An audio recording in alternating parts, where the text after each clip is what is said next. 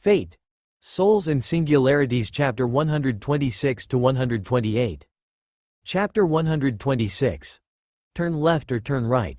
Siyu rubbed his eyes as he stared out towards the sunrise, his expression blank before turning to stare at the sky.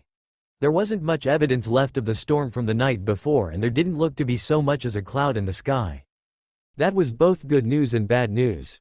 Good news. No one was liable to freeze to death or get lost in the storm. It also meant they weren't liable to get snuck up on by a swarm of wyverns and dragons in the sky. Bad news? If they were getting chased, then there wasn't anything in the way of cover that they could use in order to hide. An unfortunate situation. Well, not that he was ever one to really bad down from a fight, but picking and choosing ones was something he was more inclined for. Regardless, there was little that could be done about it except prepare for the worst. Turning around, he walked back into the camp and raised an eyebrow as he watched a certain black knight waddle out of a nearby tent with his body now whole once again. Hey, he walks amongst us. Ah. Tarkus jolted slightly at the voice, then turned to face the approaching caster before waving towards him. Oh, it's you. Good morning, Mr. Caster. I still can't get over that. Siyu remarked with pursed lips before shaking his head and stopping just in front of the saber. So you're looking a bit better than yesterday considering you were. He gestured to his side, missing a few bits. Ah, right. Tarkus chuckled, pressing a hand onto his newly reformed portion of his body. Well, it wasn't that bad. He paused. It did hurt, but it wasn't enough to kill me, so it's fine. The person I fought though, he trailed off meaningfully. Yeah, nasty piece of work. Siyu grunted in affirmation, looking left and right. Doesn't look like anyone else is around just yet, but I'm sure that'll change soon enough. He sniffed before he made a face of realization. Oh yeah. We got a new person to join up. You were a little out of it, so you didn't get the chance to say hello. Really? Tarkus hummed. In that case, I should go and say hello. He turned away from the caster and looked around. Where are they? She'll be about somewhere. Siyu explained with a wave of the hand before he paused, frowning, and then spoke again. Word to the wise. She'll probably be a little frigid towards you though. Also don't try to be too nice to her, seriously. Tarkus turned back to him and tilted his head in confusion. I'm saying this for your own good, pal. Really? But that just seems rude. Tarkus spoke in a slightly concerned tone of voice. I don't think I can do that. Mother always told me not to be rude to people. Well, don't say I didn't warn you. Siyu shrugged his shoulders before he sighed. Then again, I figured it was a losing battle right from the beginning. Just don't be surprised if she acts a little weird when you say something nice to her. Tarkus gave a dubious hum in response before something occurred to him. Wait, were you awake all night long? Huh? Siyu blinked at him. More or less, yeah, he shrugged. That's terrible, aren't you tired? Tarkus' helmet seemingly looked him over in worry. The caster fighting the urge to laugh or be put off at the sight of the tall knight fretting over his health like a mother hen. My mother always said that you should get plenty of rest. Siyu ventured a guess as he rolled his eyes. I'm fine, pal. Besides, servants don't really need rest to begin with, remember? He pointed out before he gestured to the knight. And you being you, can your kind even sleep? Tarkus remained silent for a moment before his shoulders sagged slightly. Ah, right, sorry. Forgot about that for a moment. He gave a nervous laugh. I guess you're right, but still. You should probably rest every now and again. Sir Berenike always said it was good for the wit and kept the mind focused. He spoke, reaching up and tapping the side of his helmet. Although he would also say to me I could rest 1,000 years and nothing would change. Siyu stared at him blankly for several seconds. Well then. Guess you don't have anything to worry about. I know. Tarkus nodded his head. The caster could almost feel the beaming smile through the helmet. It's amazing. You two are already up. Good. The rumbling voice of Torin interrupted their conversation. The pair turned to see the hulking caster approaching them with his arms by his side. And I see you are well enough to move now. The power of your written words is quite potent indeed. He praised Siyu with a courteous nod of the head before turning back to Tarkus. I assume you have been informed of our latest arrival? Mr. Caster mentioned her. Tarkus replied before his voice turned troubled. He also said not to be nice to her. Torin raised an eyebrow behind his helmet before he dismissed it. While it is your own choice to make, she has expressed an interest in remaining emotionally distant. I will not invade her own garden of comfort and risk the consequences, nor would I recommend you to do the same, but I am not your chief. He leaned back and looked around. Speaking of, she has not yet risen, so I would advise you to wake her. I shall raise the others from their slumber and prepare us to move out once again. We have much ground to cover and now must concern ourselves with daylight. Cu gave a grim expression. Knew you'd figure it out as well. For the time being we have the morning hours. Torin gestured towards the sun, and it shall allow us to see any attackers, as well as the distant man of blue light who travels with Chief Olga. Mr. Archiman, Tarkus offered from the side, raising his hand as he spoke in a tone of complete confidence. Archiman is it? I shall remember that. Torin nodded his head in affirmation. Regardless, he seems to have some sense for detection as well, and I already know of your affinity for early warnings. He directed that part towards Cu. The fellow druid hummed and nodded his head slowly in response. Yeah, anything comes rushing towards us I'll be sure to let everyone know. Cu replied with a nod of the head before he sniffed once again, rolling his shoulders back until they cracked. Should probably get everyone ready to move now though. I'll go get Miss Animasphere. Tarkus spoke up, then turned towards the most out-of-place looking tent and started to walk towards it. Not that one. Torin called out to him. The knight paused and looked over his shoulder to the Millwood chieftain.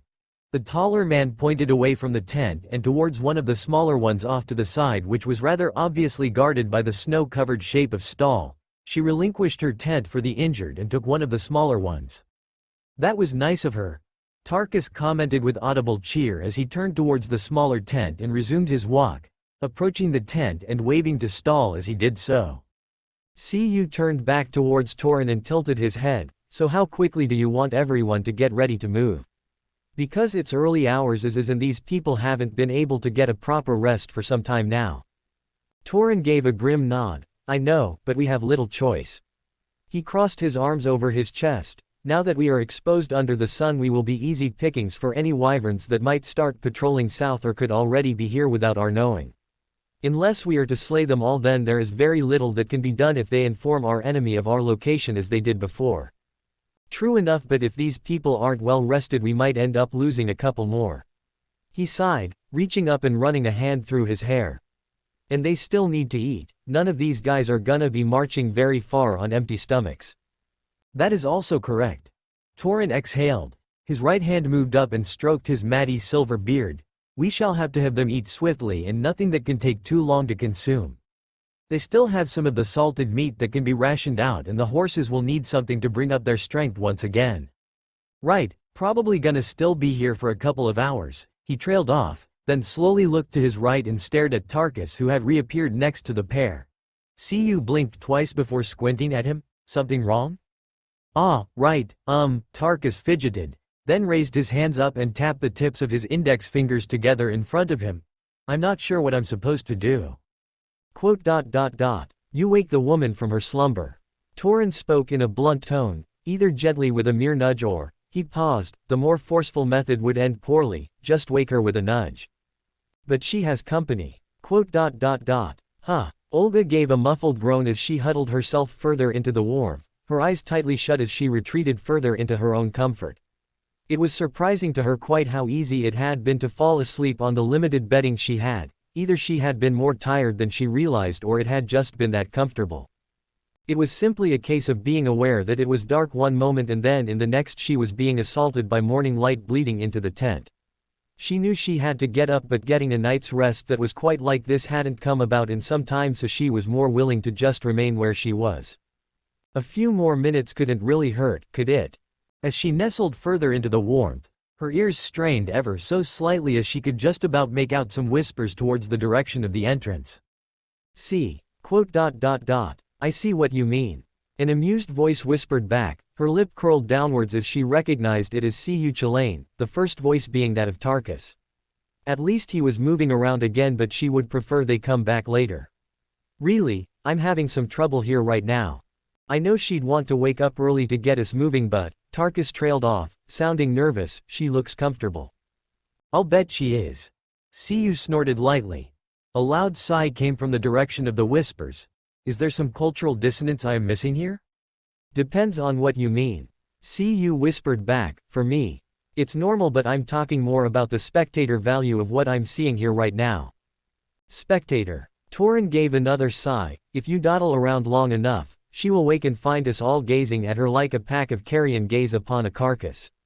I doubt that she will be amused by that, and if she and the other woman have some connection to instigate this, then I will not pry further. I might. See, you muttered back. I mean, she's getting more action than me here. I'm worried that underuse might cause them to fall off. What might fall off? Tarkus asked in complete innocence. Are you not using something? Is it one of your muscles? Sir Berenike always said to take care of all your muscles. Will someone educate him on euphemisms? Torin grumbled in exasperation, because he cannot continue to walk around as though we are speaking in an entirely different tongue. It is also disconcerting to be faced with such childish ignorance. There were heavy steps as someone, presumably Torin, walked off. So how do you think we should wake her? Tarkus asked again with a hint of puzzlement. Wake her? CU responded with his own confusion. I was just going to enjoy the show. Will you be quiet? Olga growled from her slumber, eyes still closed by face scrunched up in annoyance. Her voice was naturally groggy from having only just woken up. If it's important, just wake me up. Don't whisper from the front of my tent. Your tent? CU snickered. Olga cracked open an eye and shifted her body ever so slightly so she could turn to face him. Soon spotting the blue-haired man grinning at her from the open tent with his crimson-red eyes gleaming with mirth, Tarkus awkwardly stood by his side and offered a tiny wave as she stared at him. Don't you mean our tent? Olga squinted at him. What are you? She cut herself off as she finally became aware of another feeling. Something tight wrapped around her waist and faint warmth that gently tickled the back of her neck. Beyond that, she craned her eyes down and stared at the fur blanket draped over her body that definitely wasn't there when she went to sleep. Her confusion lasted for a brief second before she remembered she hadn't been alone in her tent last night. Slowly turning to the right and staring down, Marie had her head gently resting directly next to Olga with her face almost buried in the crook of her neck, her breaths coming out as gentle whistles and her arms wrapped around the director's coat. The cloak she had been wearing was spread across the pair of them like a blanket. Either Marie had moved during the night or she just tossed and turned in her sleep. Either way, Olga started to feel her face heat up before her eyes snapped back towards the entrance of the tent and to the all-too-amused expression on Siu's face. So, Siu's smile seemed to grow wider. How did keeping yourself warm go? I take it you didn't have any problems. The smile barely even dropped as he quickly ducked his head down to avoid being struck by a gander shot. That was a nice little bolt you made. Siu had the nerve to compliment her as he continued to grin. Utterly uncaring to the index finger still menacingly pointed at his face, and the outraged expression on the director's face might have caused a bit of a sting if it hits me. Mr. Castor, Tarkus gently scolded from the side before his helmet turned to the pair inside the tent. Sorry, Miss Animasphere. He spoke in a genuinely regretful tone as he reached towards the flaps on either side of the tent. I was told to wake you up. We're going to quickly have breakfast before we leave. He paused for a moment. Well, you are. I'm not, because I can't really taste anything and I don't need to eat, so you shouldn't really worry about me all that much. I'll stop rambling and let you get up properly. Tarkus started to pull the tent flaps closed before he paused for a moment. Good morning as well, Miss Animasphere. Say good morning to Mrs. Marie as well, please. The flaps closed. Animasphere. Olga corrected under her breath with gritted teeth as she slowly lowered her arm. Then turned her attention onto Marie and pursed her lips. She really should have been annoyed at the breach of personal space were it not for the fact there wasn't much room in here to begin with, and Marie at least didn't seem as well, she wasn't Nero. Hey! Olga bluntly spoke in a loud voice, reaching out and resting her left hand on Marie's shoulder and gently shaking her. Wake up. Marie hummed almost melodiously as she slowly awoke from her slumber. Her eyelids flickered before fluttering open and revealing her sapphire blue orbs. The writer's gaze was confused for a brief moment as her eyes flashed upwards and stared at the director barely a foot from her own face. She voiced in confusion, squinting her eyes slightly before her expression shifted into a more tranquil one. Good morning, she whispered lightly. HMPH. Olga grunted and looked away, crossing her arms over her chest after freeing her right arm from the writer's grip. Why are you so close to me? Right. Marie, to her credit, did sound marginally guilty as she shuffled away from the director. I should have warned you last night, but it slipped my mind. I move around in my sleep a lot. Her smile turned nostalgic. Lewis always used to say I was a bit of a barnacle in the bed. Quote. I see. Olga thinned her lips and nodded her head slowly. Well, as long as it wasn't intentional, then, fine. I allowed you to sleep in here. Complaining about your sleeping habits after the fact would be fruitless. She straightened herself out and slowly rose to her feet. Get yourself ready, we will be needed for preparations after the people have been fed and the animals saddled up. Marie nodded her head, rolling over onto her back and staring up at the roof of the tent for a few moments. Nero is probably going to express her jealousy at this, you know. Even if nothing happened. Olga's eye twitched. Most likely. She exhaled as she moved towards the entrance of the tent, but I will deal with that later. For the time being, the continued safe travel of these people takes priority over whatever fantasies that Emperor has. She paused just shy of throwing open the tent flap. I would ask if all Romans are so obsessed with intercourse, but then I recall that Nero was infamous for mass orgies. Marie nodded her head behind her, sitting up and resting her hands on her lap. True enough, if anything I would say that being summoned in the modern era has actually tamed her a little bit. Yes, well, Olga grumbled quietly, I would prefer it to tame her a little more. She threw the tent flap open and stepped outside, pulling her coat close to her and frowning when she realized it wasn't as cold as it was before. Looking around and staring up, she could see there was barely a cloud in sight, with the early morning sky still a burnt orange as the sun rose in the distance. Her eyes fell back towards the camp, taking notice of the small gathering of servants not far from her location. Namely those she already knew to be awake. Torin, Cu and Tarkus were speaking with one another. Cu and Torin were speaking with Tarkus just stood off to the side of the pair and gazing at the sunrise in the distance. Adjusting her coat, she started to walk forwards only for a voice to get her to pause. Ah, good morning, Pale Rose. Nero called out as she approached, wading through the snow with her cloak dragging along behind her. The director turned towards the blonde with a flat expression as she continued to beam at her. I see you are looking much better, the wonders of a good rest shall never cease to amaze. Olga merely hummed in response before turning away from the Emperor. Did you sleep as well then? Naturally. Nero responded as though the answer was obvious, closing her eyes and leaning her head back to show off her smooth skin. Even as a servant in their prime, that does not mean I can ignore personal beauty. Olga barely even gave her a second glance. Eventually, Nero lowered her head back down and opened her eyes once again. However, I am gladdened to see that you are not too grimly affected by the losses we incurred last night. Quote. What? Olga slowly turned to Nero and furrowed her brows. What do you mean by that? I merely state that some might be disheartened by the power of our foes. The Emperor replied casually with a wave of her hand. However, considering you rise early with the morning and appear willing to take on whatever challenges greet you, I shall admire that determination. Quote.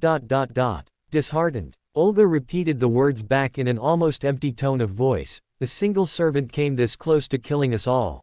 She pinched her fingers together for emphasis, and we only survived by their good graces. Without the help of Lancer we might not have even lasted the night, and you're saying she clicked her tongue and looked away. Forget it. I am not ignorant to our position, Consul Animosphere. Nero spoke in a serious tone the moment Olga made to walk away. Her stern words caused the director to pause for a moment. However, we entered this singularity knowing we were facing an uphill battle from the outset. Beings who hold the power to upset the very flow of history itself are seldom weak beings. Those who do so for good and evil. Olga turned to face Nero and furrowed her brows. After last night's engagement, we now know the face our enemy wears. She explained before her expression returned back to her normal smile. And now we can begin formulating plans to defeat them. She exclaimed, raising her hand and thrusting it towards the director. Which I shall leave to you. Excuse me, I was an emperor, not a general. Nero explained with a shrug of her shoulders before she paused and cupped her chin, though I wonder if imperial privilege might grant me some sort of tactical knowledge. Shaking her head, she turned back to the director. Regardless, we can now. Nero gradually trailed off as she looked over Olga's shoulder towards the tent and gave a blank expression. The director didn't need to turn around to know that Marie had just walked out of the tent that she had been seen leaving. The French queen adjusted her cloak to fit her properly while reaching up and sorted out her bonnet before smiling to herself and continuing on her walk. All the while Nero's eyes tracked her before slowly returning back to the director. Then turned more amused. "Oh, so that is the type you prefer, is it?" Nero reasoned with a growing smile. "The type that seems soft and delicate, if a little gentle, Olga closed her eyes and clicked her tongue. "We merely slept in the same tent. Get that mind of yours out of the gutter and focus on getting these people ready to move the moment they are able to," she growled, turning away from Nero in a huff and marching through the snow. Nero watched her depart, still rubbing her chin in thought before slowly nodding her head and loosening her smile ever so slightly. It would seem a good night's rest can alleviate more than wrinkles in the skin. Tarkus continued to gaze at the sunrise with a calm expression behind his helmet. He could barely make out the conversation between Cu and Torin to his left, but he was more focused on the sights to be seen. He tilted his head ever so slightly, raising his arms up and crossing them in front of himself as he stared out at the rising orb of flame. The sights never quite got old. Even when he was traveling with the other knights from Baldur, he was always an early riser just so he could see the sunrise. Wake up early to see the sunrise and go to bed after seeing sunset. That was how he dealt with things in regards to sleeping patterns, but undead like himself didn't need to sleep all that much anymore. Or at all. "Are you going to stare at the sun all day, or are you going to help out?" A stern voice jolted him out of his musings, turning his head towards it and finding himself face to face with the red-haired woman from the village who tended to the injured. She was staring at him with her arms upon her hips and a raised eyebrow, lips curled into a barely amused smile. "Ah, sorry Miss Joran," he apologized, raising up his hand and waving to her. "Good morning as well. I didn't know you had woken up yet. Half of the town is up already," Joran replied, moving her hands off her hips and crossing them in front of herself. "The other half are either in the middle of getting up or are injured." She continued on, gazing past him and towards the other servants. "I see Jarl Torin and Satyr are discussing our next steps." Tarkus nodded his head. "Mr. Torin said we were going to move after you all had breakfast and the horses were cared for," he explained, turning to face the slightly shorter woman. "Speaking of which, you should be going to get breakfast yourself, Miss Joran," he pointed out. "You'll be needing your strength for the walk." "And what about yourself?" she pointed out, nodding him up and down. "Warriors need more to eat than simple healers." Tarkus paused for a moment before he replied, "Don't worry about me, Miss Joran. I can go a while without food." "I think not," Joran replied in a gruff tone of voice, pointing towards his chest. "A big warrior needs all the food he can eat. Especially if you're going to be fighting dragons, and after the way you got treated last night." She trailed off and frowned. The blessings of the Allfather are always a miracle to behold. The Baronite Knight knew she referred to the runes that Cu had placed along his body to speed up the healing process so as to not draw too much attention to themselves. He'd explained it at the time, but Tarkus couldn't actually recall what he had said. All he really knew was that he agreed to it. "But, Miss Joran, you're going to need the food more than." Joran ignored him as she walked past, grabbing his arm and dragging him along behind her. "Shut up and get the damn meat." But Miss Joran, shut it. ... Okay. Tarkus gave up swiftly after that, looking down and allowing himself to be dragged towards the direction of the provisions tent. Earning a brief glance from both Cu and Torin as he was pulled past them. "Don't bother fighting her, big guy," Cu called out to him with clear mirth in his voice. "Once Joran gets her hands on you, she ain't letting go. May as well get dragged along for the ride." "Ha." That managed to earn a brief bark of laughter from Torin before it tapered off, turning to face them. "Joran," he called out. The redhead paused and looked over her shoulder at the caster. "Don't give him too much. You will need the provisions more than I. He is like myself in that we can walk the land for many days without so much as touching a drop of water." Joran frowned before she gave a nod of understanding. "The Allfather." Indeed. Torin nodded his head and gestured to Tarkus. "He has also received such a blessing of vitality." "No excuse for not eating though," Joran called back before resuming her kidnapping of Tarkus. "True enough," Torin admitted wryly with a shake of the head as he turned back to see you. "What were you saying?" "Familiars north have been spotting some nasty black clouds. Guess the wyverns went back to burning." "Troubling," Torin responded with, crossing his arms and frowning to himself before looking over his shoulder and noticing Olga already approaching them. She still maintained her faint scowl, although it looked marginally lighter than before. "You're up then?" "Not a word from you." She spoke in an irritated tone of voice, although her eyes were not actually fixed upon him but rather towards Cu. Naturally, Torin turned to see the caster grinning from ear to ear at her in an almost teasing way. "Satyr, don't provoke her," Torin warned in a grim tone before he turned back to Olga. "I would advise you getting something to eat before we continue.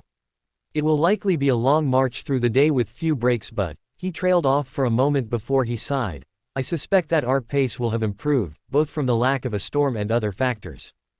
Olga's face twitched ever so slightly, showing her clear discomfort with the suggestion for a moment before it evened out. "I suspected as much," she continued on before she looked between the two of them. "What were you saying a moment ago?" "Sidiar's familiars have spotted black clouds in the distance," Torin explained, his face grim. "It would seem the wyverns have renewed their efforts of burning now that the storm has abated.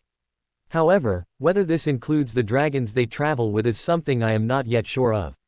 How many dragons are actually here is something that we have been unable to determine." Olga paused for a moment before she frowned heavily. "Would it not have been just the one?" "Nah." Cu shook his head, his teasing smile turning back into a serious frown. "Remember what you heard when you first arrived. The black dragon. And the one that attacked us last night was red, and there were way too few wyverns for someone like Fafnir." He continued on. "You guys already fought him or something in France, right?" He tilted his head and gestured further into the camp. "Little Missy already spoke about that. How many wyverns were with the big bastard at the time?" Olga thinned her lips. "Hundreds. Probably thousands." She whispered and shrugged. "Many were engaged with the French army in combat at the time, so we never got a complete estimate." Cu nodded his head. "Silver lining is that the dragon we fought last night looked to be one of the lesser kin," he explained. "Still a dragon but probably only strong enough to burn." Cu paused for a moment as he debated something, maybe a small city. Olga squinted at him in slight annoyance. "Is that supposed to be comforting?" "It is when you consider that Fafnir is one of those stupidly powerful dragons." Cu bluntly countered with a cold voice, earning a flinch from the director. "You might think it bad now, but we're not having to deal with country-burning dragons right now. If we were, then we wouldn't be having this conversation." All right, Olga nodded her head, closing her eyes and exhaling. "Then, lesser dragons," she carried on, "supported by wyverns."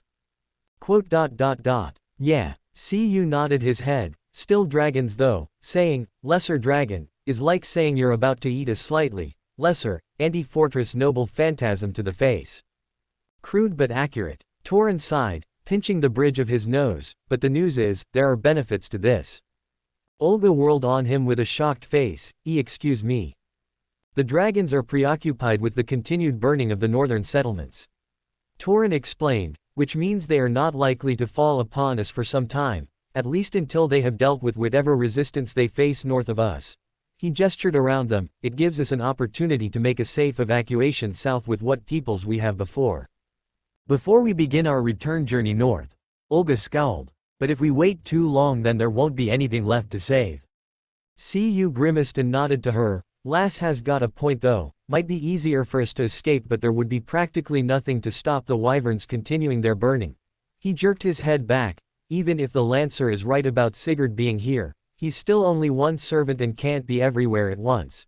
He paused before he shrugged. "There might be some other servants doing the same as us, but they might also be dead now. We cannot afford to base it off chance." Olga bluntly stated as she turned to Torin. "You said that the route south would be safer now. Then we can part ways with the caravan and continue our travel." "I will not leave these people." Torin cut her off before she could get much further, not without good reason. "There is a chance the route south will be safer with the dragons focused upon the northern lands, but nothing confirmed. If these people are attacked on the road and I am not here to protect them, they will likely meet their end at the claws of these beasts. We're not here for just them though," Olga argued, looking around before focusing on him once again. "We're here for all of human history." Torin narrowed his eyes. "Was it not you who stated she would prioritize the lives of these people?" "That was before the situation changed to become more devastating," Olga informed him back before raising up her wrist. "Romani." Him. "Good morning, Director." The man blinked several times before waving at her. "We were just about to call." What is the ranking of the Singularity at present? Huh? Romani blinked at her once again in confusion before he furrowed his brows and looked off to the side. It's still resting at a depth value of A. He paused, then squinted. Well, it's actually fluctuating quite a bit. He spoke in a worried tone of voice. What's happening down there? Olga gestured to the man. If they continue burning the country, then there isn't going to be anything left to save. She stressed, and by that point even removing the Grail and defeating the one in charge of this flock of dragons wouldn't be enough to. Then you can leave. Torin sternly reminded her, take your allies and head north, but I will take these men and get them as far down south as I can. You're tunnel visioning now. Siyu spoke from the side. I understand what you're doing here, but there are bigger concerns than one town. We're talking about a heck of a lot more lives. And I am responsible for these lives. Torin stressed, waving a hand around them. These people chose me to lead them to safety. They put their trust in me. He pressed a hand into his chest. How then can I possibly remain true to myself if I were to abandon them now and depart into the horizon with the possibility they might meet their end along the road? Olga opened her mouth to retort before Siyu placed a hand on her shoulder. The woman turned on him and paused when she saw the expression on his face. Best leave it for a while, master. He urged her before he looked down, least until you've both calmed down a bit. Both Olga and Torin remained silent for a moment before the latter grunted and turned away, barely even giving Olga the time to respond before he wandered off into the camp. What? Olga all but gaped out as she stared at his retreating figure before turning onto the caster and scowling at him. How can you think to let him wander off like? If we're gonna talk about this, let's do it where no one's gonna stare at us like we're a fresh slab of meat and they're a bunch of jackals. He reminded her. Olga briefly paused to take stock of her surroundings. Sure enough, there were a great deal of the people staring in their direction. Eyes fixed upon both her and upon Torin as he moved away from the group. Olga grunted once. Siyu took that as affirmation and released her shoulder before he turned away and walked towards the far distance at the corner of perimeter. As the two walked off, a blond man with a stubble beard looked between the two of them before his eyes fell downwards. Brynjar crossed his arms, having barely caught some of their conversation that hadn't been whispered, but from what he had heard it didn't sound good in the least. He turned his head in the direction Torin had walked off before shifting his focus back towards the direction the satyr and the pale woman had gone in. His lips thinned themselves before he turned in the direction of Torin and started to walk towards him. Siyu stopped walking and turned back around, nodding once. This spot is as good as any. He sighed before looking at Olga. Now then, you're upset. Upset? Olga growled, throwing her hands up. She cut herself off and looked to the side. Protecting these people is all well and good, but we're now discussing the complete destruction of this era. In the face of all that, how can he still turn around and say? Because he has his pride. Siyu interrupted her, but not rudely. His words were enough for Olga to pause and tilt her head at him. No real shock. He's been assigned to act as both their leader and their guardian. Until they are safe, there is no way he's ever going to abandon them, even for the end of the world. Olga grit her teeth. It's stubborn and foolish. Hey now. Siyu frowned. It might look foolish to you, but don't insult the guy's resolve like that. He's willing to let us go all on our own. Let me go with you, so long as he can protect these people, and I'm surprised you're not jumping to take that deal. Because we need all the servants we can get. Olga retorted as if the answer was obvious, and unlike Fujimaru, I can't just call down servants from Chaldea. She looked away with clear annoyance before her breathing slowed. He's the only help we have right now, and leaving him here when he could be better served helping us is. Siyu nodded his head slowly. What you say makes sense, but the guy has his pride as a leader. He gave her a half smile. So do you. What? Excuse me. Come on. He gestured to her wrist communicator. Could you abandon all those guys in your little observatory if it came to it? The woman clasped her wrist tightly, as if trying to stop it from being pried off. This isn't, we're not. The same. Siyu raised an eyebrow before he frowned once again and shook his head. Whether or not you can see it, Missy, you are. He's got to look out for the people he knows he can save, same as you. He sighed. You might not like it, but that's the truth of the matter. He's being short-sighted. Olga argued back. Talk him out of it. You've known him longer. It's because I've known him longer, although that's barely a few days longer, mind you, that I know it won't work. Cu bluntly pointed out before he tapped himself on the side of the head with his right hand. You not hear what I said? It's his pride as a leader. He's got to keep the people under his command safe, and you'd probably do the same in his position. Olga opened her mouth to retort before she stopped just shy of the words flowing out of her mouth. Remaining frozen with her jaw slightly parted before it slowly worked itself closed with a gentle click. The woman continued to stare off to the side for what felt like hours. Yeah, Cu snorted, no wonder you're pissed about it. He rolled his eyes before shaking his head. You can't make him leave. Only he can do that, and that's not liable to happen so long as he's these people's protector, and unless something happens, then that likely won't change anytime soon. He shrugged. Sorry to say, lass, but looks like this might be where we end up parting ways depending on how quickly you want to go charging back up north into the mass den of wyverns and dragons. He pointed out dryly, we'd be spending a few days drawing up some kind of plan as well. Olga flinched and looked down at the ground. Cu sighed after a few moments and looked up. Well, I'd recommend you getting some grub in your gut. He stated after a few moments before he grimaced. They ain't got no alcohol though, which is a shame, as nothing quite goes better with beef than with some beer.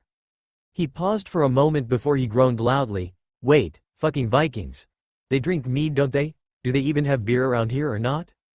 Who cares about the beer? Olga grunted back as she thinned her lips. Cu leveled her with a hefty frown. I care, I ain't had a proper drink in days. Olga wasn't paying attention to him, suffice to say she was having her own problems right now. Not least of all was the choice that lay before her. Either to leave now and rush north to try and stop the dragons from burning the country to ash, but to leave behind a potential asset, or to wait for perhaps a day until the people here had been led to safety and then leave. Neither option was appealing, and she understood why Torin wasn't going to leave. It was annoying for her and heavily inconvenient for her goals, but she understood, in some way, why he wasn't going to. He had his pride as a leader. No matter what, he was going to keep the people under his command safe, because that was precisely what he was there to do. If he left them, there was no guarantee of that. Even a small flock of wyverns would make short work of the caravan, and everyone probably knew it. Closing her eyes, she exhaled before looking down. Either support the safety of these people and get them out of danger, or continue onwards and lose the strength of an allied servant, a divine spirit, no less, for the journey ahead. They might have secured the aid of Brynhildr, but it was better to make her an addition rather than a trade. Staying with the caravan might cost them perhaps a day, but that would allow the wyverns and dragons greater gains and further the damage in history. The choice was clear enough in the bigger picture. Olga looked back towards Cu. We'll leave after I eat. There are some rations I can have. Tell the other servants not to partake in breakfast. There is no sense in depriving the locals of precious supplies when we do not need to. The caster slowly nodded his head. That might be a bit challenging for one of them. He admitted with clear mirth. Joran is gonna practically shove the food down his mouth, and he ain't likely to turn her down. The director squinted at him in confusion for a moment before her eyes dulled. Tarkus. She flatly spoke. Cu nodded once. Yeah. I could go and try and wrestle him away, but I doubt he will leave. Cu shrugged. He just doesn't like being rude. Olga groaned into her hand as she palmed her face before lowering it back to her side. Fine, fine, she conceded, although was clearly displeased about it, before waving her hand at the caster. Just tell the others. I can, but shouldn't you be doing that instead? Cu pointed out with a raised eyebrow. You're the master here. I'm delegating. Olga swiftly retorted, and I need to think. Ho, all right then. Shrugging his shoulders, the druid walked past the white-haired girl. I'll let them know, but don't take too long thinking. You'll give the wrong impression. Olga bristled and whirled around to face him. What impression? Cu turned to face her, looking over his shoulder and maintaining a blank stare. The impression you're sulking after getting into a row, he stated. I am not sulking, she snapped back. I'm thinking. And it looks like you're sulking. Cu retorted with a wave of his hand as he kept walking away from her. Try to show you can handle a little argument without losing your rag. Really shows that you're a good leader if you can do that. Wah, Olga sputtered in shock before her eyes narrowed and she stabbed a finger at the caster. I don't need to hear this from. Sure. Don't walk away from me. Olga snapped, marching after the caster with a heated look in her eyes. Jogging to catch up with him and step in front of the servant, stopping him from advancing. I have much more to consider than a mere debate, and I will not be lectured on that by you," then paused as she saw he was staring down at her with a knowing expression. "Hey," Cu snorted, shaking his head at her. "I said impression." He pointed out, "I didn't say you were sulking." The look vanished and was replaced by a more serious one. "But whether or not this era is in danger, it doesn't change the fact that running off north is a surefire way of us ending up all dead. Now, if I were a lancer, I'd be more inclined to run off and do that. It sounds fun, but I can't afford that sort of luxury while I'm swinging around this fancy stick." He pointedly waved his catalyst, "And our forces consist of 3.5 actual combat servants." He stabbed a finger over the top of the director and towards the others. "Not to mention the fact your servant, the golem, can't actually do shit unless you command him to." He lowered the hand. "Now, we have got some help, but as was so wonderfully demonstrated by us taking a fucking beating last night, that mounted servant with the spear can comfortably take us in a fight, and little Miss Flowers in the red dress might give herself swordsmanship, but I doubt she's gonna last more than 10 seconds against that lancer." Olga grit her teeth. "I know that. So, what are you gonna do if we run into them again?" Cu asked, raising an eyebrow. "Torin is another combat servant, and the way I see it, we need to overcome quality with numbers. Sure, our new lancer gives us an advantage, but what have we got apart from that?" Olga remained silent. "So," Cu raised his hand, "think about that a little longer before you start saying we're gonna leave and become a man down."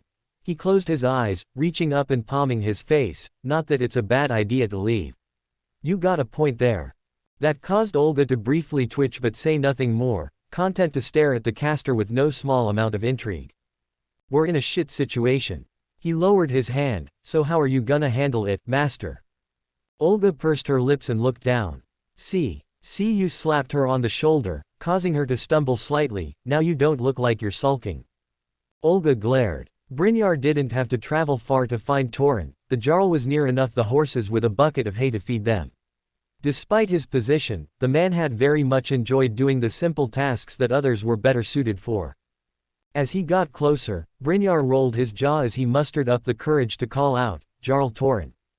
The man paused, the horse taking another handful of food from him before he looked over his shoulder towards the voice.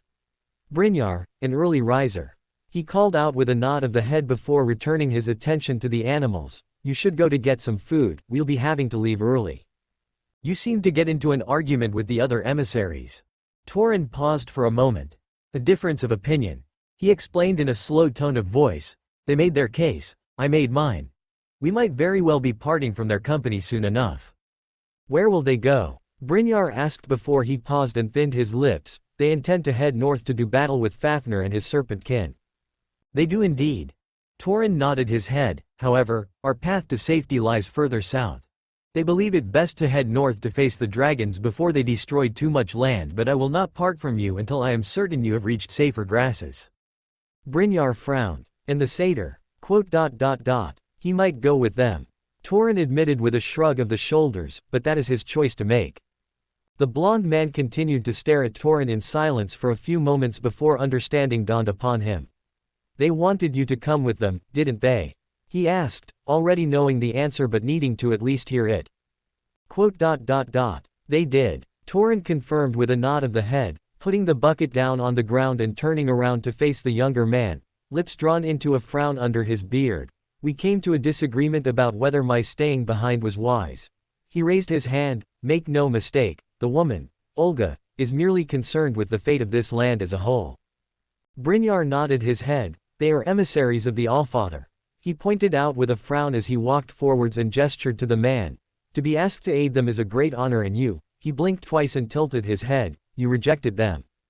"And I would do so again," Torin replied without a moment of hesitation. "You all chose me to lead you to safety, and that is what I shall do. Until such a time passes, I will not leave your company. You have my word on that." Brynjar's face grew a troubled frown.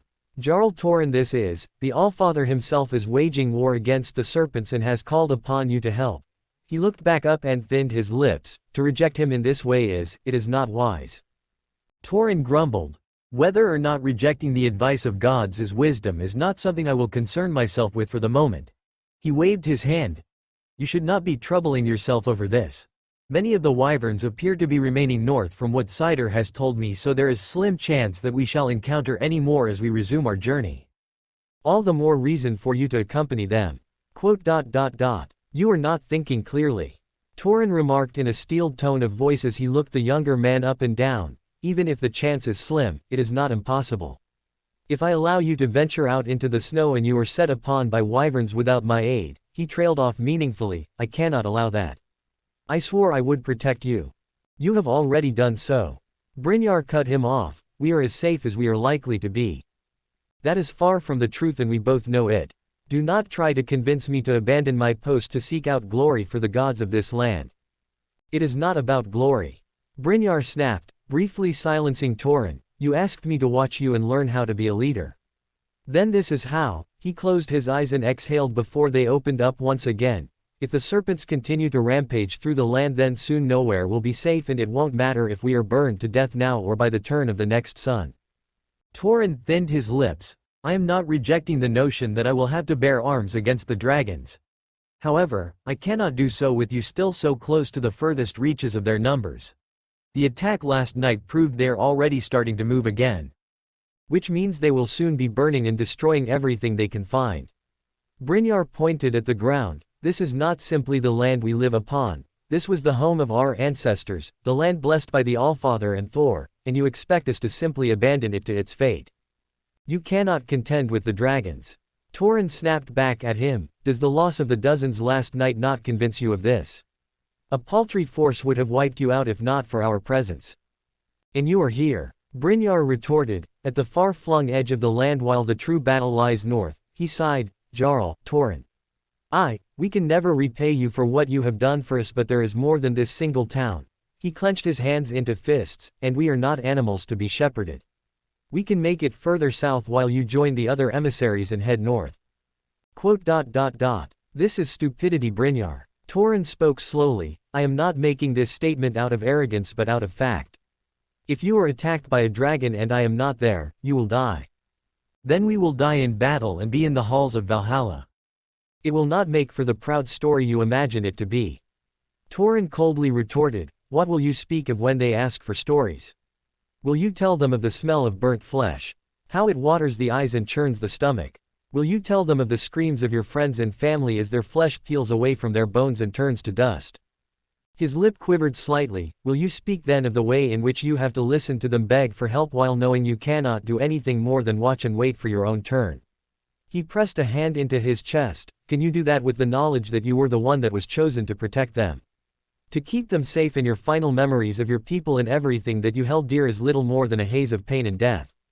Torin was breathing heavily before he all but glared at Brynjar. Well? Brynjar remained silent for a moment before he looked Torin in the eye. You said to be a leader was to often think between your head and your heart. Which are you thinking with now? Torin stood there for a moment, rolling his jaw in silence. Brynjar turned around and walked off, not before looking over his shoulder one final time. Do not push yourself into an action you might regret later, Jarl Torin. If you have been called upon by the Allfather himself, then you should answer the call. It means a great deal more than you might imagine and speaks volumes of your worth. Torin thinned his hips, watching as Brynjar retreated in silence before he exhaled and looked skywards. Dragons on the move and timetable kicked up once again. Fun times all around. Anyway, next chapter will open with some more Calamate stuff because we now all love him. And with reason. I wanted to write someone who was an antagonist to our cast but who wasn't a villain. Someone whose motives were perfectly understandable and who you could look at and say that in any other setting you would root for them. Because Fate is all about some of the bad guys not actually being bad guys. Anyway, a call, also, an explanation for her stage 3 dialogue. She's just wearing a smart white shirt with black trousers and a long black trenchcoat. A call, Mother of Dragons. Servant, Caster. Strength, B+. Endurance, B++. A++. Agility, B mana. A luck, B. Noble Phantasm, A. Eternal Stone Scales, A. Anti-unit max target, 1, max range, 0. The stone scales of everlasting dragons, she is coated in them which render her invulnerable to all harm. Or rather, all harm save lightning. As it was conceptual that dragons were felled by lightning, she shares this weakness. Even if the lightning is mundane electricity, they will still be affected by it and have their scales shattered at the point of contact. However, this only takes effect when in her dragon form. Her human body is bereft of these scales but no less sturdy. Path of the Dragon. X, anti-unit, max target. 1, max range. 0. Just as humans could take the path and become dragons, so too could dragons take the path of becoming humans. Or at least, that is the thin form of logic that a call uses to manifest. In truth, whether dragons could become humans is a moot point. The path of the dragon details the transition between man and drake. There is nothing to say it is a one-way street. This NP is how a call manifests as a human. She can also do much the same as others who follow the path. She can manifest ghostly appendages of the dragon just as humans could. Class skills. Territory creation. A dragonkind. X. Magic resistance. C. Personal skills. Path of the Dragon. A+. Wisdom granted to her through ancient age. She lived for thousands of years until she traveled to Archdragon Peak and slumbered atop the mountain. Having reached her full age and size before quietly passing in the comfort of a dear friend and one she would regard as a relative. Ironic given who he was. Though it might appear as though she is clairvoyant, she is just better at predicting outcomes. Life of sediment. A. Immune to pain. Being half sediment even with the guise of a human, it is a mere facade. She is still a being that cannot comprehend pain as humans can. She is also blessed with incredible regenerative abilities as well as control over the elements. Or rather, the element of fire. The irony is not lost on her, but she cares little for it. Ancient Dragon. X-race of ancient everlasting dragons. She is like her kindred, a first-generation child who inherited the eternal scales of her kin. Granted immortality and the ultimate in protection. She also has incredible magical energy. Mother of Dragons. A++. She retired to the summit of the world, residing in the same land as the nameless king, and birthed many wyverns and other drakes. As such, she can spawn them consistently once she has acquired a territory and sufficient organic material to shape into a wyvern egg. She can also command lesser dragon kind, as they recognize her as a matriarch. Summoning. Ho. This is a little strange, but not quite in the way you expect. Usually my people were the one who did the summonings. Not that it matters right now, this new experience will certainly be intriguing for me. I am a call, caster class servant and mother of dragons. Dialogue 1. Do you sometimes enjoy the peace and quiet? I do as well. Though some might mistake it for meditation, I just enjoyed a good rest every now and again. Dialogue 2. Have you ever given thought to styling your hair? We dragons didn't have as much freedom for our appearance, and now that I do, I find myself a little curious on how much I can really do. I wonder, can I call upon your help from time to time? Dialogue 3. Master and servant. How intriguing. The roles are familiar enough to me to avoid confusion, and yet I am not without some sense of curiosity. The role of master and servant. I wonder, what is it that you would wish for me to do beyond combat? I can provide wisdom if you wish. I suppose the best thing I can say is that I shall be there to witness your journey. I'm curious to see how far you'll go and be willing to take you there. Dialogue 4. If you have Elizabeth Báthory. Now that is something curious. A young crossbreed who pursues the path of popularity. Perhaps it is because I am human in this form, but there is most certainly something about her voice that is painful to the ears. I wonder if she realizes what the cause of it is.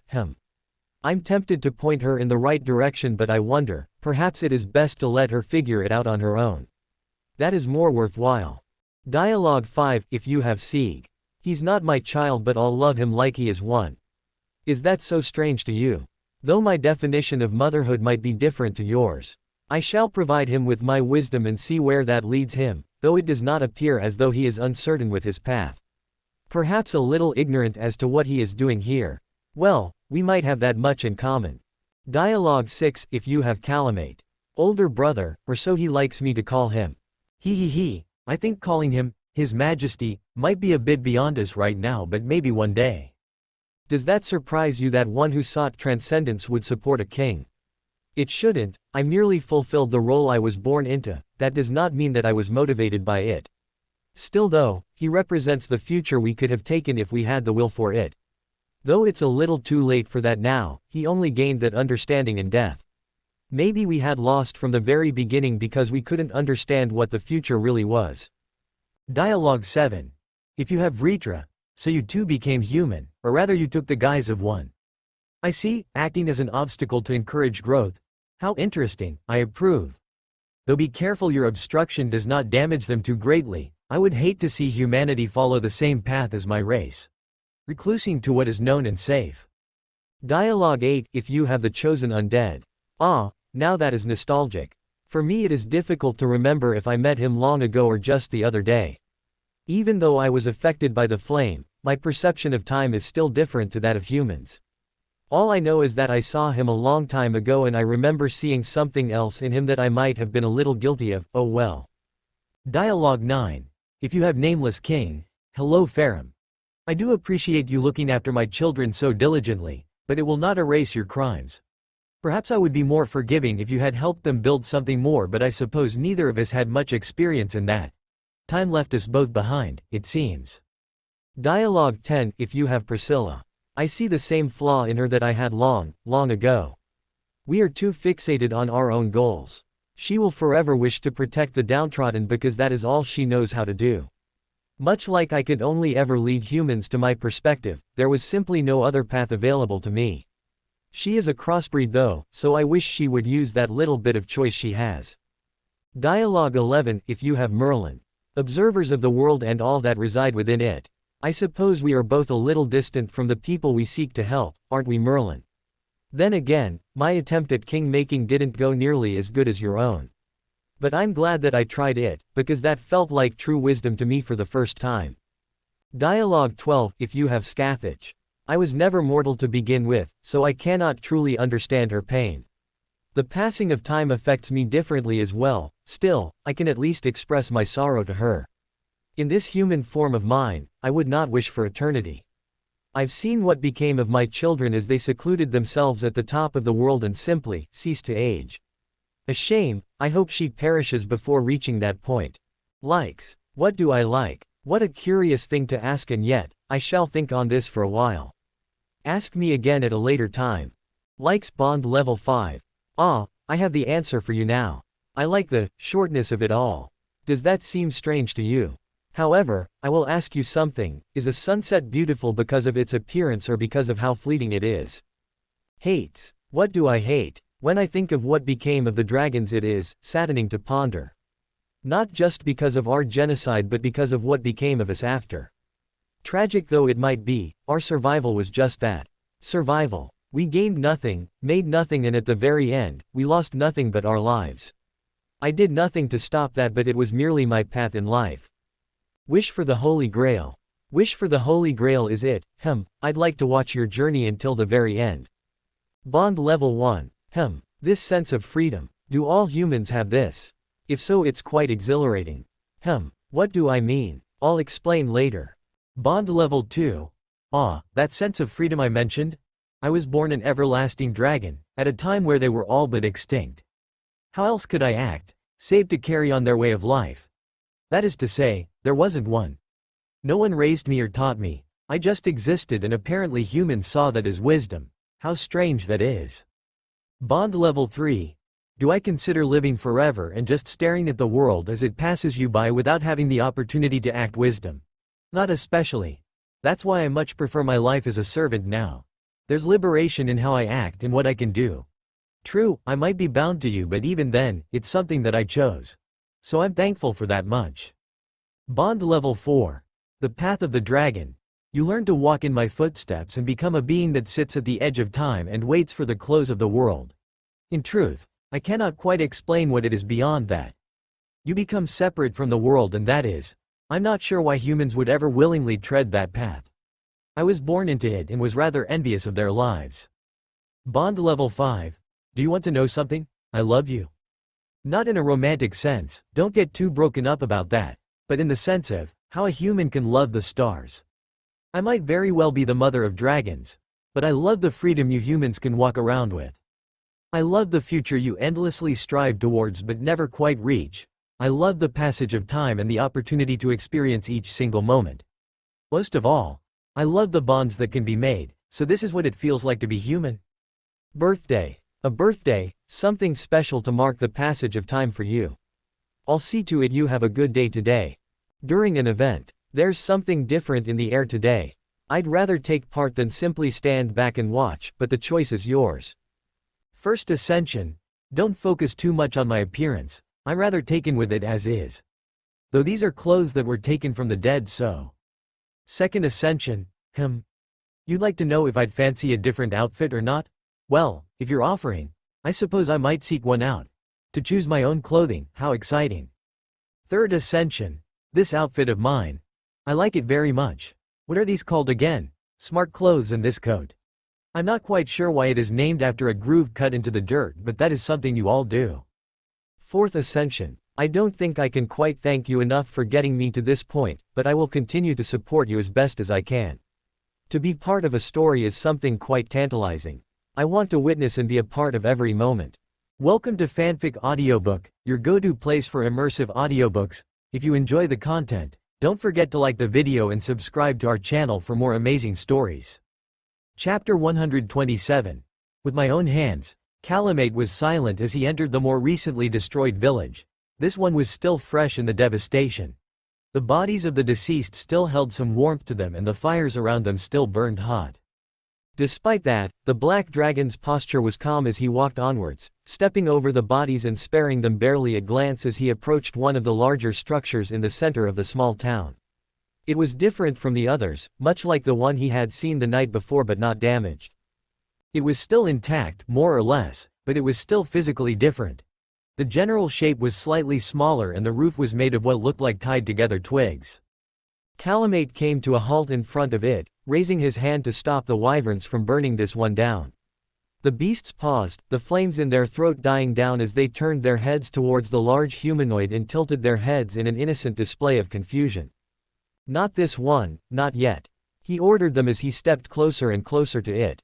His actual height was still far-reaching so that he towered over the wooden door. His eyes scanned it with a thin curiosity, looking it up and down before giving a low hum. A large hand extended forwards and gently pressed itself on the front of the door before pushing it forwards. The wood gently creaked as it swung open.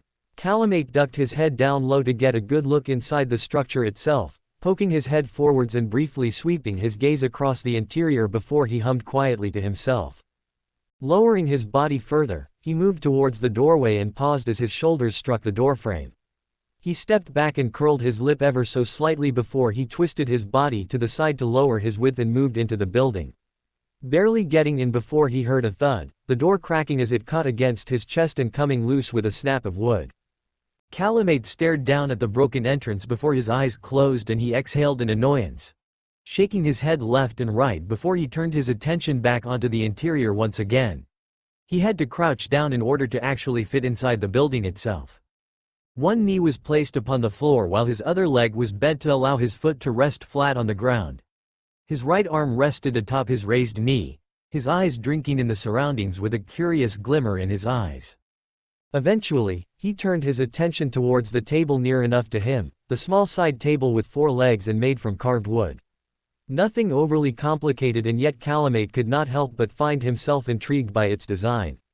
Reaching towards it, he clasped it with his left hand and raised it up and pulled it towards himself while twisting it in his grasp to examine it closer.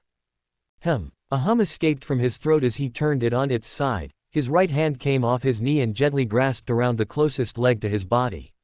With a gentle pull, or rather as gentle a pull as he could manage, the table leg gave way and snapped off the main body.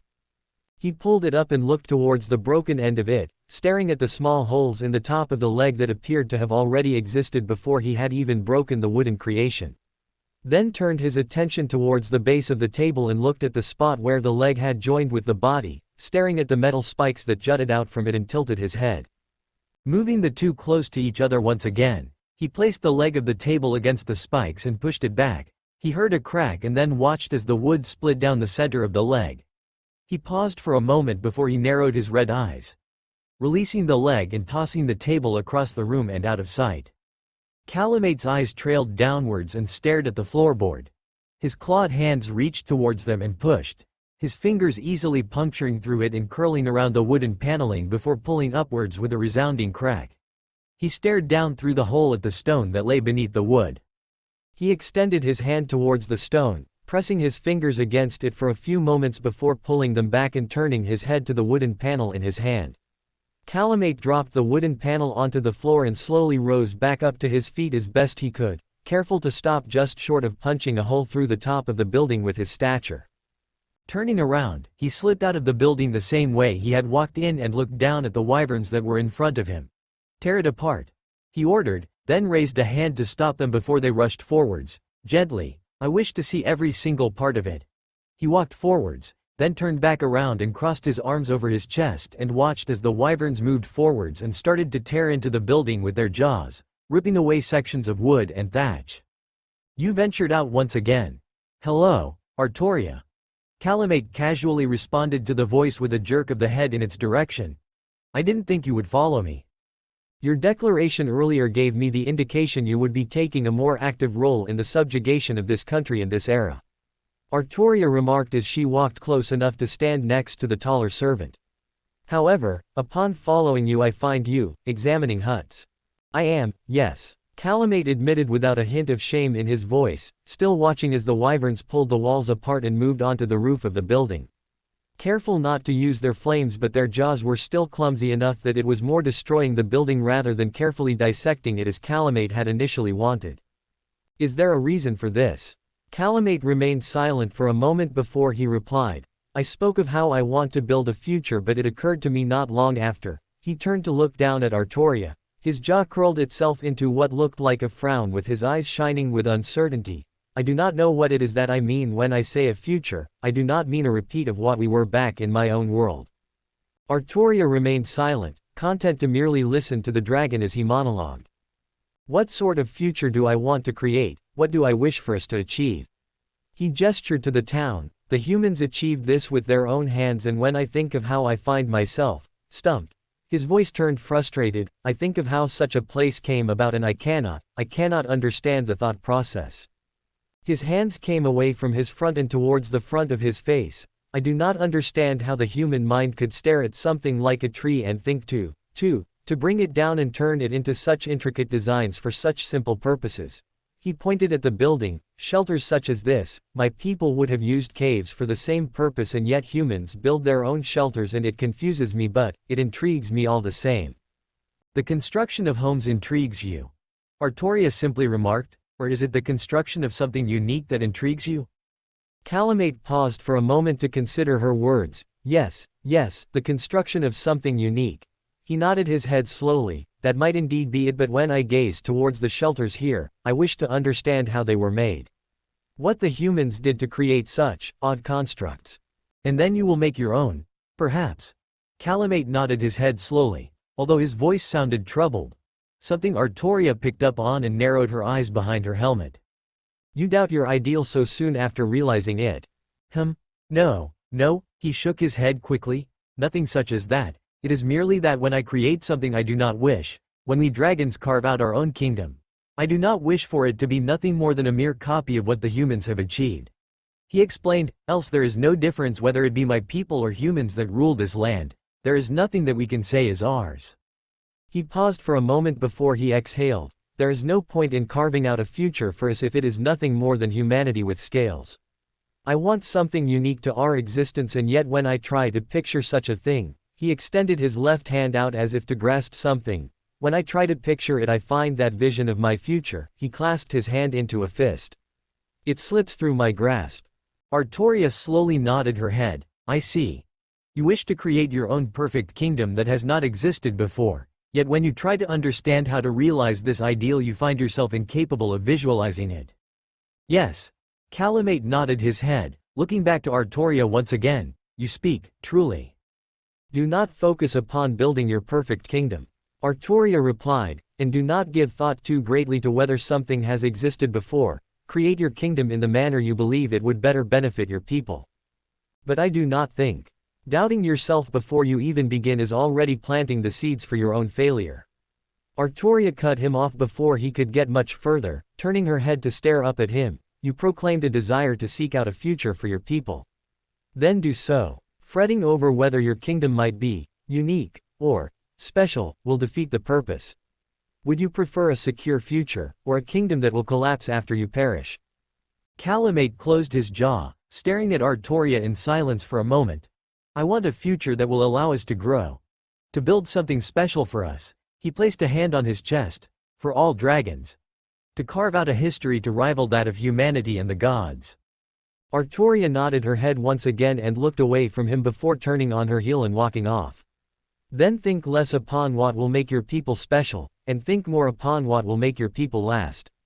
Humanity has a history that spans thousands of years and every single one contains progress. Look at the town you stand in, learn what you can and ask how it might serve to benefit yourself. Learn from humans, Calamate asked aloud before he turned his head back to the building the wyverns were destroying. Then watched as they continued to use their jaws and their tails to rip the building to shreds. If his face were capable of it, Calamate's expression would have been irritated at the complete lack of care they had used. Not that it was the wyverns' fault, one could only be so delicate when they had nothing but a jaw and a tail in which to grab things. They were not like him, he had hands. He paused, then directed his attention down to the limbs in question before he returned to stare at the wyverns. That might at least be a decent starting point. With hands they could actually do much more than they were currently capable of. It wasn't so much a case of copying humans as it was a case of understanding a basic advantage when he saw one. He had hands as well and he could achieve a great deal more than the wyverns could. He would have to ask a call if she could do anything about giving the next generation of wyverns hands of a sort. Something they could use just as he could. Until then, he would make do in examining the wreckage as best as he could to understand exactly how it was all put together and what went into doing so. It was pointless if he just copied the designs of humans, but if he took their techniques and made something different with them, then that was an entirely different matter. Artoria. He called out from a distance while the Black Knight was still within his range. The Lancer halted her movements once again and looked over her shoulder towards the dragon. If I were to wish to learn about human history, how would I go about doing that? Artoria stared back in silence. You hold the Holy Grail, or at least a shard of it at present. Consult that with your questions and you will be provided with answers. There was another pause. I see. So you intend to learn about the kingdoms of human history. Though I intend to build something unique with my own hands, I must first understand how it was constructed. He explained, gesturing to the houses once again. Much like these shelters, I know nothing about them save that they exist. I never bothered to learn how the humans and the Light Kin built their vast cities. All I cared for was destroying them in fits of anger. He exhaled, though, that has evidently come to cause me trouble at this point in time. I simply do not understand how to begin, therefore I will learn how it was that human societies grew. Finding their fair chance is one thing, but I am beginning to understand that having the chance alone is not enough. He raised his hands before his own eyes and stared at them. The future that I seek, that existence where we are dominant, I will have to build it with my own hands and I do not know where to start. Hence your sudden fixation on human architecture. Artoria bluntly surmised, very well. Though from her own language and manner of speaking, I would suspect Castor to be one such being who witnessed the birth of human kingdoms.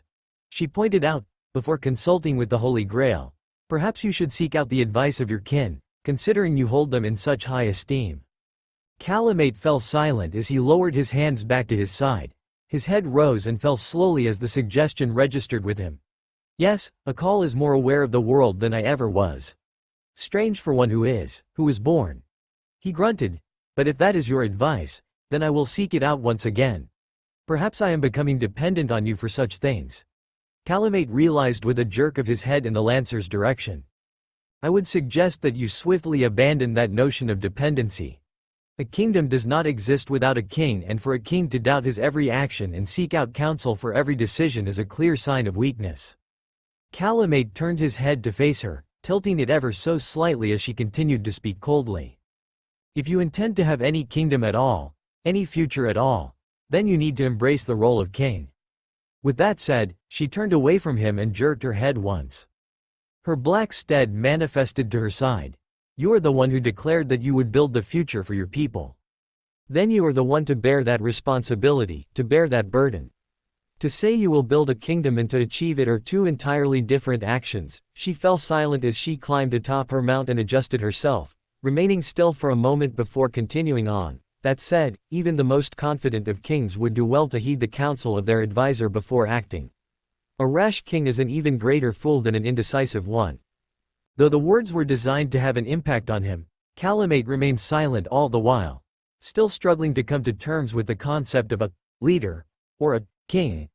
The idea of ordering someone else to do something and expecting them to do it simply because he commanded it was alien. Whenever he told the wyverns to act in a certain way, he had always done so as a phrase of question, and if they had refused, that would be the end of it. Yet they had never once refused him, even the dragons did not go against his requests. Did that mean they were accommodating? Somehow that didn't quite feel right to him.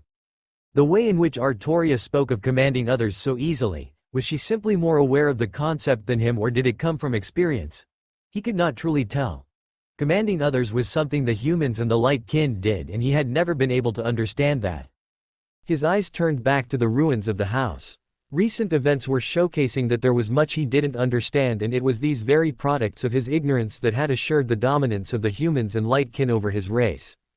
Calamate gave a long and resounding hum from the back of his throat, maintaining his focus on the house as it was torn down to the base. Wait. He raised his hand to the wyverns, ceasing their actions yet again. The way in which they didn't make a complaint or even turn to him was something he was now acutely aware of. They never once even questioned what he was even making them do. Was this what it was like to have power over someone else? Something boiled away deep inside himself. What an ugly feeling, he voiced aloud with disgust before shaking his head and walking towards the corner of the house. Staring at the wood that had been flattened down on four sides and rose up from being embedded in the stone floor underneath the wooden covering. He stared long and hard at the wooden pillar buried in the stone before he tilted his head ever so slightly. Extending a hand towards it, he gave the pillar a gentle shove, not strong enough to destroy it but strong enough that it would have toppled it over. The pillar creaked but remained standing. Red eyes narrowed before they darted to the wooden pile on the ground, looking around for a similarly shaped flat wooden pillar and finding one. Though the end had been snapped and it was covered in rough bite marks, it would still suit his purpose. Reaching down, he took it in his right hand and reversed it so the sharpened points were facing downwards. With a gentle grunt, he plunged the wooden beam into the ground with as much force as he could, effortlessly puncturing through the mud and causing it to stay there in a mirror match way to the wooden beam in the stone. Letting go of the beam, he pulled his hand back and then gave it the same shove he had given the previous pillar. The angle of the wood bent with his force and was now jutting from the ground at a wonky incline. Ooh, Calamate murmured aloud as he looked between the two of them, then to the stone base of the first pillar and the mud of the second one. I see, so that's why. His jaw slowly curved up into a smile that showcased his fangs. So this was what learning was. It was certainly intriguing. He stared out across the horizon. Amber-colored eyes narrowed ever so slightly as he squinted harder for a few moments before he exhaled. He watched as the swarm passed close enough that they should have seen them. The fact they continued on moving meant that the spellcraft was working. The steel helm held a T-shaped slit in the front to allow the wearer to see beyond it. A metal ridge ran across the top of the helm. The individual in question was also wearing a large white furred collar around their shoulders and trailing down their back. Beneath this they wore simple sky blue fabric underneath curved steel armor. Around their waist was a chainmail protection resting atop a blue-colored waist cape and leather fittings. Black fabric trousers rustled in the wind and shin-high thick brown leather boots creaked as the wearer adjusted his footing atop the wall of ice. They're gone. He spoke aloud, turning back around to face the others. However, we should remain quiet until they are further away and make ourselves ready to move once again. He got grim nods of the head in response. How many did you see? A voice asked. He turned his head to the approaching servant. Clad in dark silver armor that covered his whole body. It was individually segmented with each plate curving around his form. The helmet itself covered the speaker's entire head with some minor spell that concealed the face. Twin wing-shaped protrusions jutted upwards from the top of the helm. Near enough to 40 this time. He replied in a troubled tone of voice. The Silver Knight stopped walking and gave a low hum. Yes, more than last time. That is indeed cause for concern. They are getting bolder and bolder, especially since they have already gone over this territory before. That they are doing so again is. The knight paused for a few moments, humming once again in a thoughtful manner. It is not like the behavior of the wyverns I am more familiar with. I will default myself to your advice, given your experience with them, Leto. Leto nodded his head. The wyverns of this land might well be different to those that I am familiar with, but once they have roosted themselves they would not expand so far from it. He paused for a moment, reaching up and cupping his chin, unless they might be seeking out food. He offered, it might be that their large numbers have wiped out the local life. He hummed in response to Leto's suggestion, that could well be the case.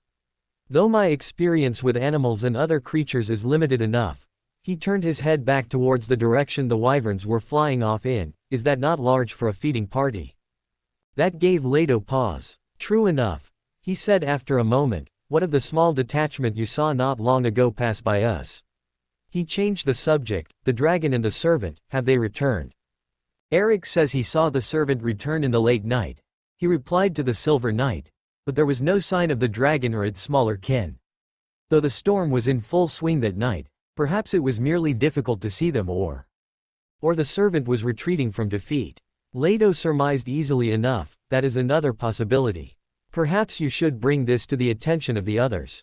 MMMH. He nodded his head and turned away, giving one final glance over his shoulder. I'll be back soon enough, though I will bring up the idea of moving to the others.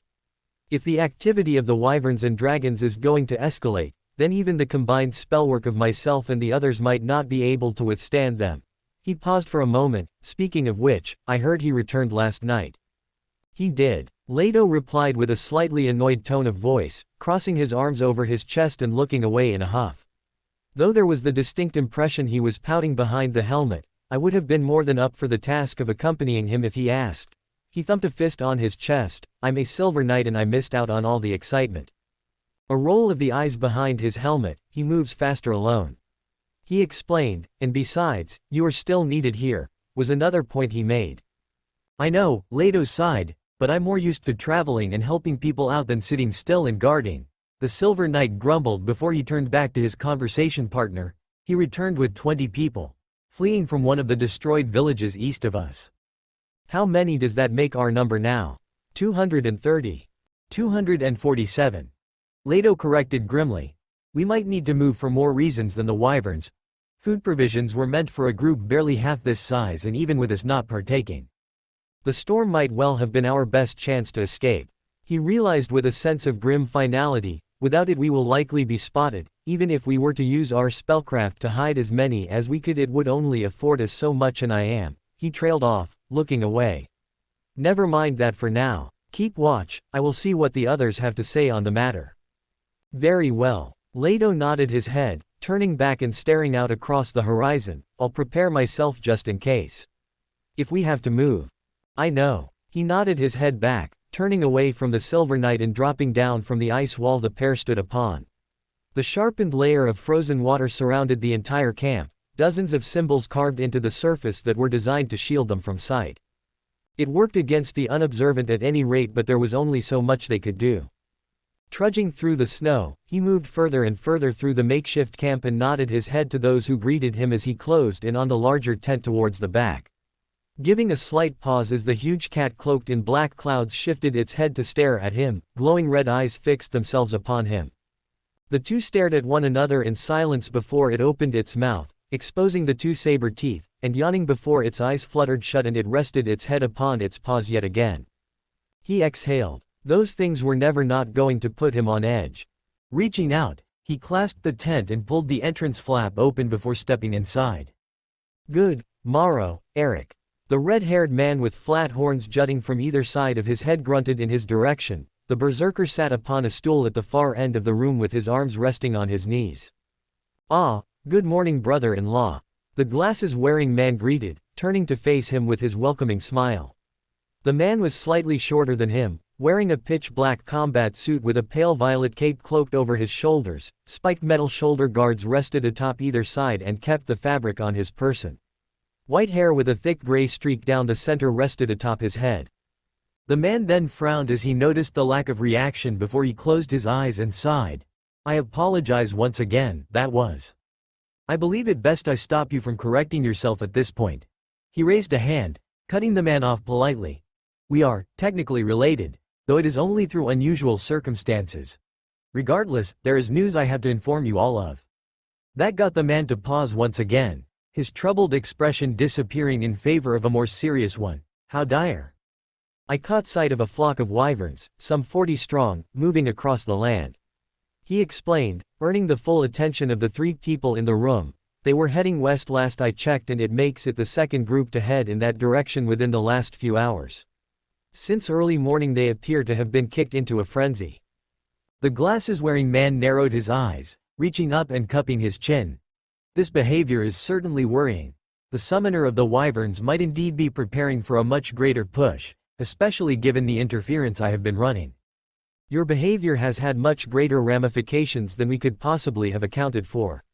The third person in the room spoke up, wearing a pristine white robe and long black hair that flowed down to the ground with a silver circlet around her forehead. The woman looked towards the glasses man, showing her delicate features and pale red eyes, as she frowned lightly. Though your behavior was indeed admirable, it has attracted a great deal of attention to us.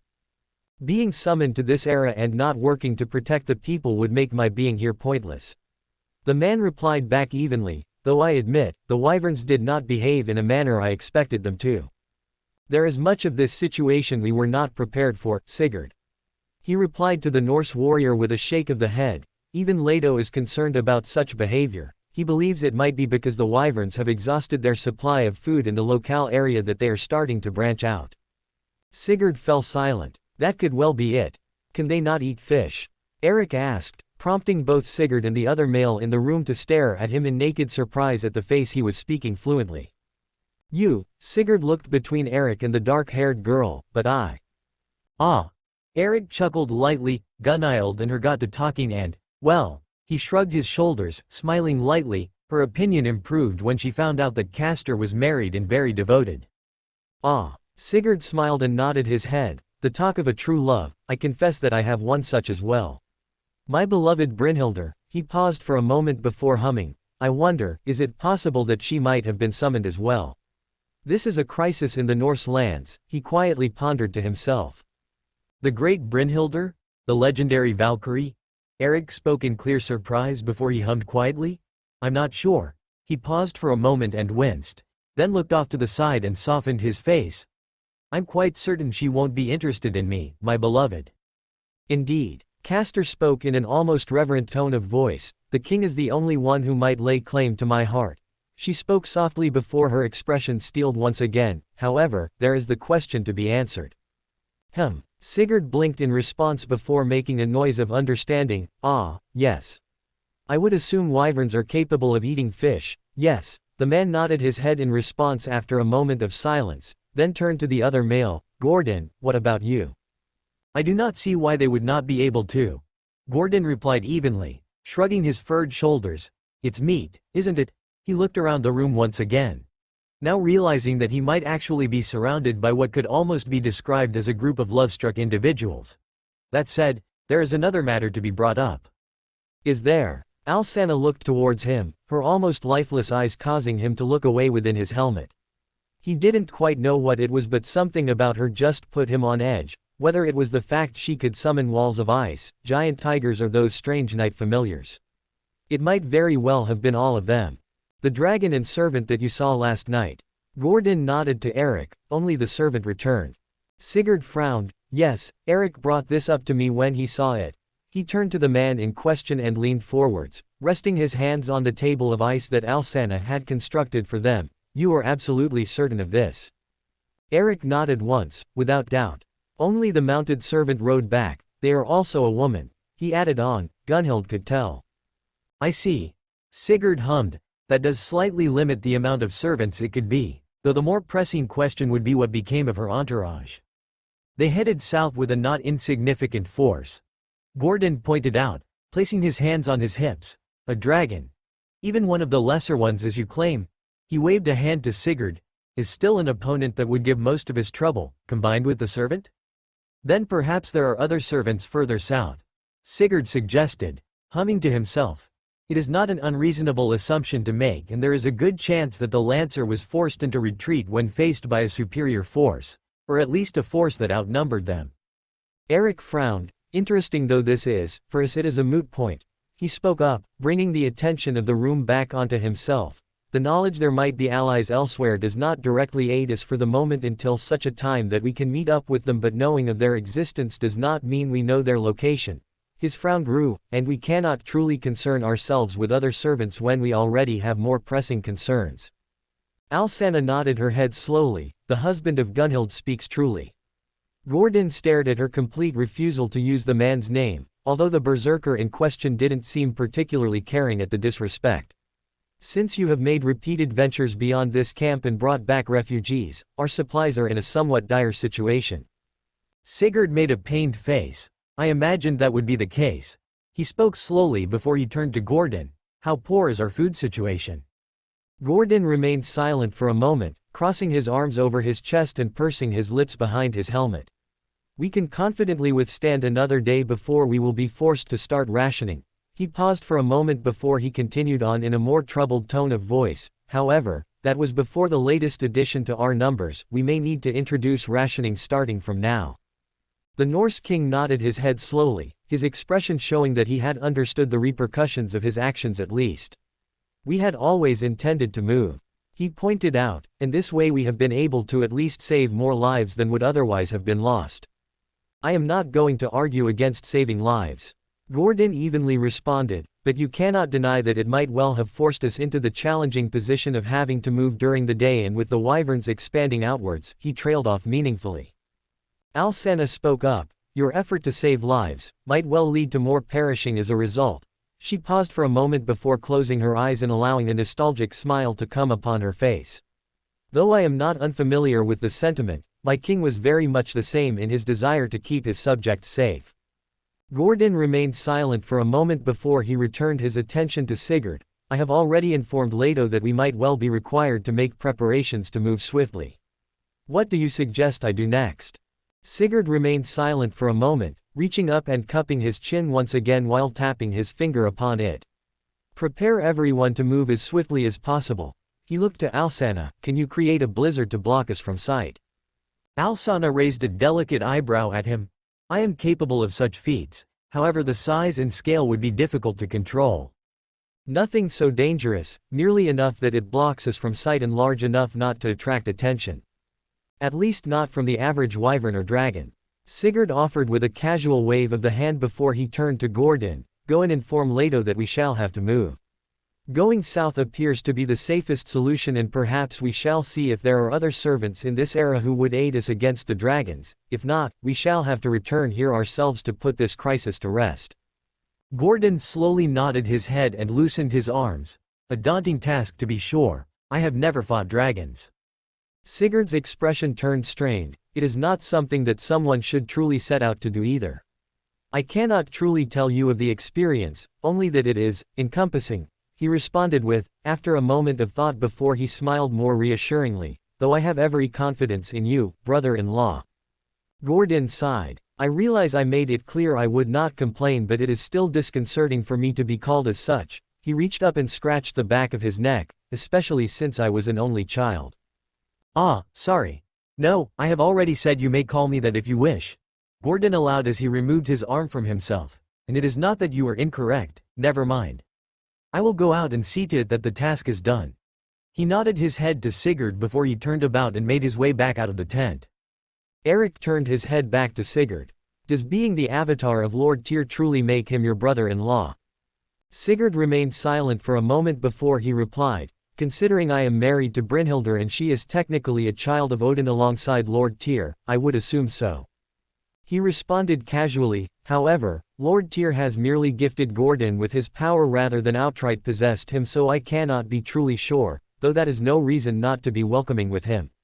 Especially if Lord Tyr has reason to gift this young man his power. As the god is one of Brynhildr's siblings, I shall treat him as though he was my own. Alsanna hummed. That is kind of you. Sigurd made a noise of affirmation as he looked to Alsanna. Can your pet sniff out any trouble in the event we are detected by the wyverns? She nodded. Lud and Zalin were trained by my king personally. They shall protect all those I wish them to and hunt down any foe that might stand against us. Eric blinked once before he thinned his lips and looked away. I can see why you and Gunhild get along. He spoke with a clear sense of amusement before he winced. I don't mean anything by it, I'm just happy you have someone to get along with is all. Sigurd nodded towards the caster and smiled lightly. I, as well, feel the pain of being separated from one's beloved. He moved towards her, reaching out and placing a comforting hand upon her shoulder. I wish you the best of luck that you might one day be reunited with him. Alsana stared at the hand for a few moments before gradually turning her eyes towards Sigurd, staring up at him with her dull red orbs. Her lip twitched upwards ever so slightly as a sense of camaraderie passed between them, and I wish you fortune in reuniting with your own beloved. The man smiled, my thanks, Lady Alsana. Tarkus frowned awkwardly as he looked around to the others that were eating. He couldn't tell if the food was good or not because of his less than ideal taste buds, but judging by the dull expressions on the people surrounding him as they ate the dried meat, he imagined that the food itself was nothing special. Then again, he had come from a relatively poor background, so food was always food. Whether or not it tasted nice was always considered a luxury to his family, and he was just happy to eat something. He thought as much as he placed the meat in his mouth and tore off a small chunk, and chewed it quietly. His eyes wandered around to the others, watching as they ate in similar states of silence. Joran watched him eat with a certain intensity, or she was staring at his face. Without his helmet on, it was much more obvious he was actively trying to avoid staring her in the eyes. He could look at her face easily enough, but he still had issues with looking women in the eye. The redhead narrowed her gaze at him as she chewed the last of her breakfast. Is something wrong, Miss Joran? Tarkus asked, voice cracking at the start of the sentence before it tapered off into his usual tone. Judging by the way several of the men near him smirked to themselves for a brief moment, it didn't go unnoticed. How old are you? Joran asked with a raised eyebrow, rolling her jaw, because you look a fair bit younger than I thought you would be. Tarkus blinked once, then frowned in thought. Do you still measure in winters? Yes. One of the others, Hemming, grunted as he looked to Tarkus expectantly. He was one of the older men here, probably around 50 winters by Tarkus' estimating, dark blonde hair and a braided beard with chainmail armor over the top of a dull red tunic. You look younger than some fish I've eaten. Tarkus scrunched his face up in thought for a moment before nodding his head. At this time I am 21 winters old. He smiled after a moment, turning to the others. Bajarne stared at him for a moment before the brown-haired man shrugged his shoulders and looked back down to his scrap bit of dried meat and placed the rest of it in his mouth. About what I expected, he voiced loudly as he chewed. You shouldn't speak with your mouth full. Tarkus pointed out, earning blinks from both Joran and Hemming. It's rude. Bajarne sent him a look. Wah. He-man spoke with a muffled voice as he was still in the midst of chewing before he frowned. What in the fuck do you? Stop talking with your mouth full. The man's jaw slowly worked itself closed, his head turned away and stared down towards the ground. Now more eager to avoid eye contact with the knight. The man had stood up and was now leaning over him with a hefty frown on his face. Satisfied that there wasn't going to be any more problems, Tarkus' tranquil face returned as he perched himself back down on the ground and looked to the others. Noticing them staring at him with blank expressions, the knight blinked twice before he tapped the tips of his fingers together and looked away from them. Sorry. Mother always told me it wasn't good to be rude. Hemming stared at him before nodding once. Your ma taught you to speak like that as well. Tarkus blinked before shaking his head. Oh no. She was much scarier. Hemming continued to stare at him before he cracked a smile. I can believe you, lad. He snorted loudly, shaking his head and jerking it towards Joran. She's one of the scariest people in the camp, don't let anyone fool you. Shut up, idiot. Joran scowled at him, ramming her elbow into the man's side and prompting a wince. I wouldn't be so bad if I wasn't surrounded by fools. Half of you would end up tripping and falling on your own swords if I wasn't paying attention. We're probably not that bad. Another voice spoke up, the others turning to see Brynjar approaching the group with a smaller piece of meat in his hands than the others. The blonde-haired man nodded a greeting at them with a smile, although there was a troubled look in his eyes. Though your help is greatly appreciated by all, Joran. You'd do well not to forget it too. Joran grunted at him before tilting her head. What's with you? She asked after a moment before pointing to his face. You've got that look in your eye. Brynjar sighed loudly. 10 winters and I can still keep nothing from you, even now? You should give up, lad. Hemming chuckled from the side before turning to Tarkus and jerking his head to the pair, never able to lie to one another. Trained together sometimes too, never seen him win a single match against her though. Brynjar gave the man a flat stare. Must you speak of me so disappointingly to the emissaries of all people? Tarkus regarded the man with a puzzled stare for a moment before he remembered the lie that Mr. Cu had told. That brought a frown to his face. He didn't like lying all that much. Mother said that was rude as well, but if it was a lie to help someone then it was okay. Tarkus found it a little difficult to tell when the best time to lie was though, so he just didn't. You see. Brynjar pointed to the knight, completely misunderstanding the frown. Now he thinks of me poorly. I what? Tarkus jolted and looked around. He barely thinks at all from the looks of it. Joran flatly responded before looking back at Brynjar. Well. The blond man sighed, reaching up and rubbing his brow with his free hand. It is Jarl Torin. He has made some concerning choices as of late. He looked up, not in the way he has led us, I might add, but he sighed and looked to Tarkus. You know how you mean to save the land from the serpents, yes? Tarkus blinked once. Oh, you mean the dragons? He nodded several times. Yes. That is what Miss Animasphere is here to do. It means you shall all head north soon enough. Brynjar pursed his lips and turned to the others. They have invited Jarl Torin to join them. As well they should. Bjarne coughed into his hand to clear his throat, making sure there was nothing left in his mouth. Jarl Torin is one of the strongest men I have ever seen, and to be invited by the emissaries and a cider to do battle with Fafnir is a great honor. Especially if the Allfather himself has invited him. That is the issue. Brynjar revealed with a grimace. Jarl Torin does not intend to take leave of us when the emissaries depart. At least not until we have moved further south. Hemming frowned. He what? He would reject the call of the Allfather. Brynjar raised his hands. Not reject, merely postpone. The man corrected, until he is certain we are safe. He still fears for our lives if more serpents were to ambush us without his being here. We can do battle with the smaller beasts simply enough. Joran argued back with a frown. The dragons though, she grimaced, there is cause to fear those. I will not deny there is truth about his words. Brynjar nodded along. But, I fear that Jarl Torin is allowing this honor to slip through his hands out of fear of what might befall us. Tarkus tilted his head as he looked around. Wouldn't you want to be safe though?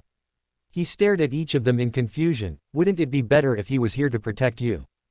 Hemming turned his head to frown at Tarkus before he squinted. You are not from these lands, are you? Tarkus shook his head. Then you know not of our ways. One does not simply reject the call to arms of the Allfather. He turned to Brynjar, nor does he seek to delay it. The Allfather is not one whom can be commanded so casually. Brynjar sighed, nodding his head. I tried to explain as much to Jarl Torin, but I fear that he has past experience with the serpents. He holds much fear in his heart for what might befall us. His words spoke of past battles and the death of his old clan. And he did not die with them. Bjarne raised an eyebrow before he frowned in thought. A coward.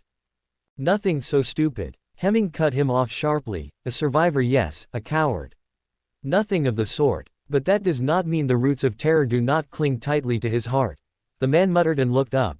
I have seen it before in those who have returned from battles. They deny the call of Valhalla and would risk Helheim because of these very roots. Tarkus was still somewhat confused by what they meant, but judging by the grim faces on the others around him it was nothing very good. What do you suggest be done? Hemming turned back to Brynjar.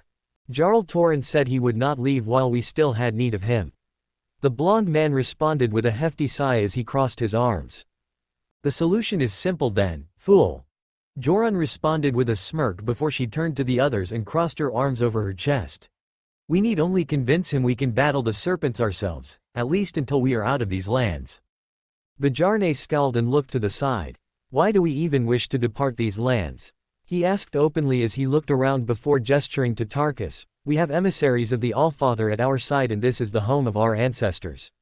He stood up, stamping his foot. We should be marching north to help them slay the wicked serpent Fafnir who seeks to burn our lands to ash. Hemming opened his mouth to respond before he paused and slowly closed it, blinking several times before shaking his head. We still have many who cannot hold swords and spears. Children and what few elderly remain.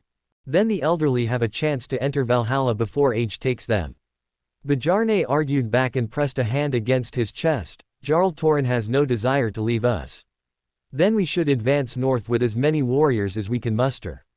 Even if we are to die, it shall at least be upon the field of battle and we can enter Valhalla with grins on our faces and songs upon our lips. Hemming thinned his lips and looked across to the others, staring at Brynjar. He makes excellent points. We agreed to a retreat because before the arrival of the emissaries it was suicide to remain, but they slew a dragon last night and more emissaries have arrived. He leaned forwards, resting his arms upon his knees. Our chances of victory and of obtaining glory are higher, especially if we have the blessing of the Allfather. Brynjar clenched his jaw. We would have to send many of the children further south regardless, and those who could protect them from harm. We've seen the black clouds in the distance. Bjarne argued again, that's our land they're burning. It's our people they slaughter and eat as though they were cattle. Joran turned to Tarkus, you are one of the emissaries, what say you? Tarkus froze like a statue for a few moments, his eyes widened and his jaw hung low. I would need to ask Miss Animasphere. He then thinned his lips, but I don't see why you can't fight wyverns. He replied with a shrug before gesturing to himself. When I was younger, I used to fight giant rats and spiders. I wasn't even a emissary back then. Animasphere. Brynjar narrowed his eyes for a moment. That is the small pale-haired woman in the odd cloth, yes. The Valkyrie. She's not a Valkyrie. Joran rolled her eyes, she doesn't even have wings. She's an emissary of the Allfather. Brynjar argued back, she is either a Valkyrie or a Volva. Then she's a Volva. Joran remarked with an exasperated tone of voice before she smiled and became somewhat excited. Now the white-haired woman in armor and with a spear? She is a Valkyrie. But she doesn't have wings. And, you think her to be a simple shield maiden? Well, no, exactly. Brynjar shook his head for a few moments before he turned to Tarkus. She is your leader though, this Animasphere woman. At the man's nod, he grunted and rose to his feet. Then I shall bring this to her and tell her we intend to travel with her. I shall also require some of our number to take the children and continue south if we do not return. Wise enough. Hemming offered with a grunt before he chuckled. If Jarl Torin has no desire to leave us, then we shall make sure he doesn't. Brynjar gave a victorious grin. Quite so, Calamate found a call easily enough. Wandering into the archtree and noticing the woman more dressed than she was last time. But it still showed off her rather impressive physique and toned muscular body. Her lower half was clothed with thick fabric trousers and a red half-skirt hanging down her left side. Thick leather boots went up to her knees. Her upper half was less clothed but still more so than before. A leather strap went across her chest to cover her breasts with her arms being protected by metal bracers. Her upper right arm to her shoulder continued this armored trend with a rough molded pauldron while her left arm was bare. The woman opened her eyes and stared at Calamate with a raised eyebrow.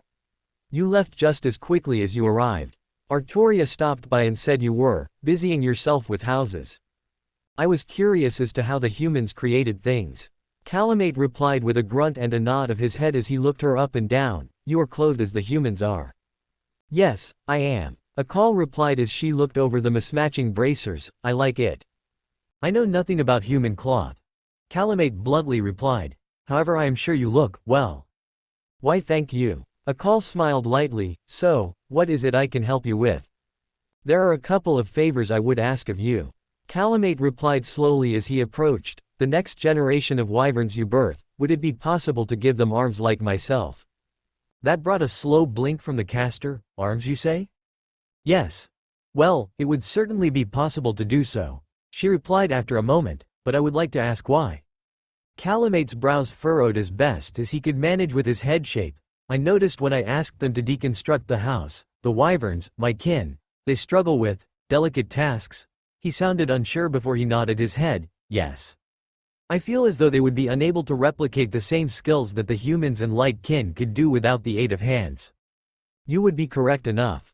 Akal agreed easily before giving a smile of clear amusement. Hands are quite a useful trait. So I suppose this means you would like for our people to start building something then, would you? That brings me to my second request. He replied. You have lived long, what can you tell me of the human kingdoms that existed? Akal raised both her eyebrows. That would depend on which human kingdom you would like to learn about and what you would seek to learn of.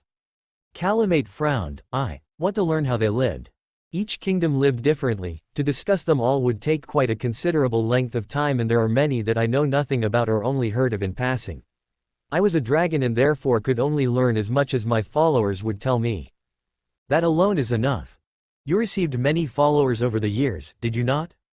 I did, so I suppose I have a considerably long answer for you. Akal replied with a half-smile. I suppose I might start with one of the oldest kingdoms in the land which lasted every age. The land of Astora, or so the humans called it. Astora, this one I have heard of. How did these humans live? It was a kingdom that heavily valued chivalry. Akal replied before she paused, I suppose you don't know what that is either. Calamate shook his head. It was a code by which humans would live. They put great meanings upon honor, kindness and courage. Those who followed this code were called knights. They named their people after the time without a sun. Knights with a K. K Knights. Calamate made a face as best he could. Akal chuckled lightly, I suppose we shall have to start somewhere after all. Artoria is a knight as well, or rather, she is the king of knights. Calamate blinked, these humans who valued kindness, courage and honor. She commanded all of them. Her kingdom was famous for its knights and she was their king. Hence her title, though I doubt the Artoria we know would be willing to be called such a title. I'm not sure I understand, does she dislike commanding others as well? That is not quite the issue, but if you wish to learn more of knights, she would be better to ask than myself. Just think of them as a special type of warrior for the moment. Calamate nodded his head. Astora itself was also a monarchy, meaning they had a king who ruled over all of them. Calamate growled quietly, command of another, it is baffling to me.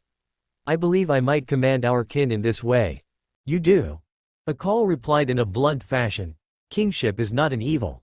Sometimes it falls to those with vision to lead a people. Can you imagine one of my children doing what you do? I would like to imagine so. Calamate responded slowly, although he didn't sound as though he believed his own words. Then I am grateful for your faith in my children, but as much as I love them, not a single one would ever consider what it is that you are doing now.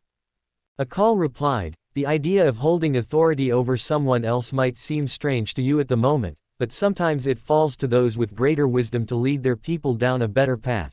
She paused for a moment before she shrugged, or those with power to drag their followers down a worse path. There is no reason to say that all paths lead to prosperity. Calamate looked down. This is troubling for me, and now a daunting experience. Such is the path of kingship. Akal gently smiled back at him. But if you are to lead our people into a brand new future, you must be absolutely certain in your own vision. Artoria said a wise king would seek out the counsel of his allies before charging into the fray. And she would be correct. But a wise king does not doubt his end goal. The steps he takes might change or perhaps he switches paths, but the end goal remains the same. You will strive to create a future for all Dragonkin, one that can rival human history. That goal will never change, but the way in which you accomplish this is always one in which you can receive guidance on. That is not a sign of weakness. She rose to her feet, placing her hands on her hips and inclining her head to the side. And you still regard me as an equal, do you not? Yes. Calamate answered without a moment of hesitation. Then as your equal, listen to my advice. Do not doubt this future you fight for and do not doubt your own resolve in it. You already have my assurance. Never forget that I will work to help you at every step to ensure you can see this dream. Thank you. Calamate responded quietly before he exhaled. You were saying of this kingdom? Yes. They built shelters the same as these people as well? You mean wooden huts? Nothing so rudimentary. She chortled. They built grand towers of stone and cities that held thousands. With their own hands. With their own hands. Calamate remained silent for a moment before he looked Akal dead in the eyes. How? Yep. We got another group in Denmark. And I absolutely love writing Calamate and I didn't realize it. But yeah, the Vikings are deciding that, hey, why the fuck are we running away from dragons when the Allfather is on our side? So Calamate will get his battle for the future after all. And yes, we have our second Dark Soul pseudo-servant. Gordon, Knight of Forosa. Who is a pseudo-servant of Tyr. Although it's similar to how Lakshmibai is a pseudo-servant. In that the divine spirit just gave them some juice and then pieced out of there. Also Alsana is there and making friends with Gunhild. No surprise, considering how devoted both of them are to their husbands. And Eric can speak easily enough. Timeless Temple showed that. It's just that Gunhild gets jealous when he speaks to other women. But anyway, Gordon, Knight of Forosa servant, Saber. Strength, B. Endurance, B+. Agility, B. Mana, C. Luck, D. Noble Phantasm. A plus Greatsword of Majesty. A. Anti-unit. Max target. 1. Max range. 1 to 2. Sword has a passive ability to deal additional damage to wraiths and other dark beings. Skrios de Dorcha, A plus anti-unit max target. 1. Max range. 1 to 2. In its single target attack, the blade is overcoated with light said to banish away the dark and slashed into the target, releasing an explosion of anti-army caliber into a single area. A weapon which has passed from owner to owner and carries skill with it. Because it is the buildup of massive amounts of miracle light, Gordon can call upon this NP rarely, as using it can harm himself. As he discovered the weapon rather than claim ownership, this NP is weaker than its previous owners. Arm of Chains, my right hand becomes a prison. B++ anti-unit max target. 1. Max range. 1 to 15. Something carried over from Tyr. If Gordon sacrifices his right arm, then he can create a prison against servants to contain them. However, the right hand that is lost can never be permanently healed, nor can it be replaced as long as the prison remains active. Even then, the arm takes a considerably longer time to heal than an injury such as this would otherwise take for a servant. The chains that bind the enemy in question scale with the greater mystery the target holds. As Fenrir was the wolf that would help bring about Ragnarok, it stood near the pinnacle of Norse myth. Therefore the chains are even more powerful against beast-type opponents or those that are more animal than man. Class skills writing. D. Magic resistance. C. Divinity. B. Son of an unnamed war god in life and the pseudo-servant of Tyr. Though the war god serves as a power source, their consciousness isn't truly present. Personal skills. Wandering Knight. B. New locations are not too great a hassle. He can accurately acclimatize to them. Great mental defenses. Eternal Arms Mastery. False. D. The legend of the sword claims that all those who wield it were superb swordsmen. Gordon, however, is not, and while left-handed like the greatest wielders, he isn't near their skill. The sword carries him onwards and grants him skill that he otherwise wouldn't have. However, it is the sword which grants this increased skill. If he lost the sword, he would lose this skill. Knight of Forasa, B+. As a Knight of Forasa, he is one of the more hardy human warriors to walk the lands. Can apply a plus stat to his endurance. Wisdom of the war god, C. Wisdom bestowed to him by virtue of being the vessel of Tyr. Though Tyr isn't present, he still grants some latent abilities to his vessel. Tyr himself has bestowed Gordon with the knowledge to utilize runes in combat to bolster his own skills. Although not a great amount. Summoning. I am Gordon, Knight of Forosa. I am also the pseudo-servant of the war god Tyr, but, I apologize, he is not the one in control. However, I shall serve to the best of my ability. Dialogue 1. My sword looks familiar to you. I suppose it is quite a legendary blade, is it not? Though in truth is it something I found. Dialogue 2. Tales of my time as a wanderer? I suppose I have a few I can share with you. There is some excitement to be found in them. Dialogue 3. Master and servant, do not worry. I was once a Knight of Forasa. I understand that you are my superior and will obey your commands. Dialogue 4. If you have nameless king. The great god, Farum. As children, we all hear of his exploits and how he blesses all knights who worship him. Yet, I wonder if I have done something to offend him in some way. I dread to think that is the case. Why do I ask that? Well, he seems to avoid looking at me, as though I am not worthy of his sight. Perhaps it is because I merely found this sword and he awaits me to prove myself worthy of it. Dialogue 5. If you have nameless king. After interlude. I could never imagine that, my father. How do I ever prove myself worthy of such a blessing? Dialogue 6. If you have Sigurd. Brother-in-law he calls me. Though he does mean Tyr when he speaks as such. He does not do so maliciously, so I take no real offense to it, but, as a single child it is strange to have siblings. Not unpleasant, but, it is hard to explain. It might be the influence of Tyr, but when he calls me that it does feel right. Dialogue 7. If you have Scathach Scatty. The Jotun, or giant as I know them best. I do keep her company, but, that might be the lingering spirit of Tyr within me that guides my actions. Or it is my code as a knight who does not wish to leave the woman to suffer alone. I shall not dwell on it further. She has been alone for long enough, even if it is a fleeting time, I shall keep her company. Dialogue 8. If you have CU caster. I do feel something odd when around him and yet I cannot truly put my finger on it. Well, I suppose it might not be terribly important. Dialogue 9. If you have CU caster after completing Avalon Lafai. I am not calling him father.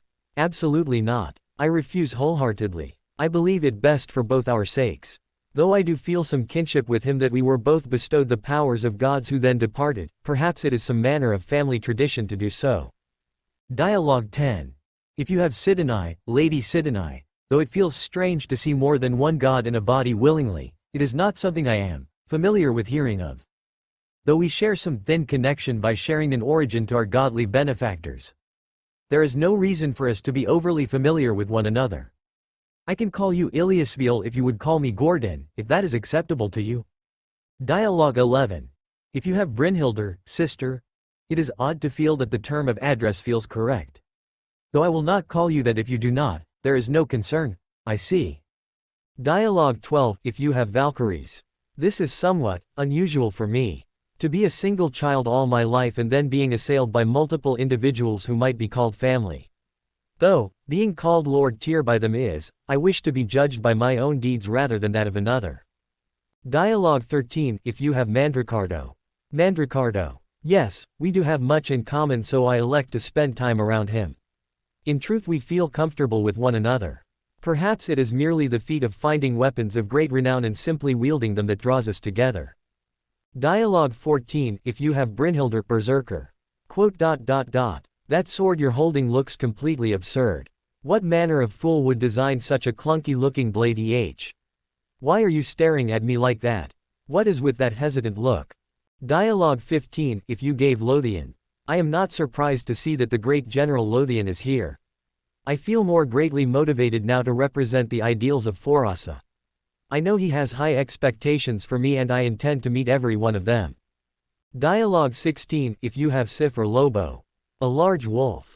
For some reason I find myself put on edge more than I reasonably should be. Greatwolves are no surprise to me, Forasa had some of them that reached much larger sizes than them. Yet now when I see a wolf I feel tense. My right arm tingles for some odd reason. Dialogue 17. If you have Artorias. I have asked him to spar with me from time to time. He is very accommodating to my somewhat selfish requests. It is just that, he is the very first wielder of this sword and I want to be worthy of it. Him being left-handed only serves to further better the situation. There are not many left-handed swordsmen in Chaldea. Likes. Something that I enjoy. Well, I always did enjoy training. There are relatively few left-handed swordsmen about and I wish to improve myself to the best of my abilities. Hates. I want to be judged for me. I might hold the power of the god Tyr but I would rather be judged by my own merits in what I can achieve. I would not call it something I hate as I am truly grateful for this opportunity, but, in Forasa, you are judged by your own feats. Not those of your forefathers. Wish for the Holy Grail. A wish, you say? I wouldn't even know where to begin in what I would wish for. It is not that I do not have a wish, but suddenly being put on the spot like this it becomes hard to narrow down just a single one. Bond level 1. I'm thankful you're giving me the chance to prove my skills in this way. I'll be ready for whatever battle you have prepared next. Bond level 2. Being a left-handed swordsman. I admit, it was quite rare. I knew of no others if I were to speak plainly. It did set me apart but not as much as you would think. Though, I feel as though that changed when I found this sword. Bond level 3. This great sword that I hold, it has a long and storied history to it. A weapon wielded by some of the greatest swordsmen to ever walk the lands. When I think that every single one of them was like me when it came to grip, it is daunting to look upon it. Especially when I consider just how much the sword aids me in battle. Bond level 4. I'm not lacking in confidence, mind you, but even still, perhaps I have always felt the need to prove myself. Not above my father though. I never met him, mother said he left us before I was ever born. She never spoke more of it and never once said she didn't love him. I do not understand why. Bond level 5. I'm grateful for this chance you've given me. I truly do feel as though I am on the path of becoming a true wielder of this sword.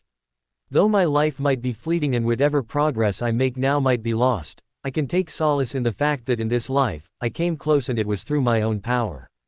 Well, Perhaps not my own, but being granted the aid of a close ally isn't so bad. Birthday. Your birthday is it. Congratulations. During an event. Let us be on our way. There is more to do. First ascension. Ascension is it? I can feel the sword's power grow. Second ascension. A little bit closer than before. I will become a true wielder of this blade at this rate. Third ascension. Almost there. Perhaps just a little bit closer, but I am thankful for this much. I don't think I can truly explain this feeling. Fourth ascension. I feel it. The strength of the sword has reached its peak. Now I can work upon becoming a proper wielder like those who came before me and those who came after me. This time, I have something to wield this sword for. Perhaps that is why I never unlocked its full potential in life. Chapter 128, Cultural Dissonance. Olga stared down at Brynhildr as she delivered the news. It was important enough to keep her latest allies aware of any developments as well as determine if there were going to be further disagreements on the course of action.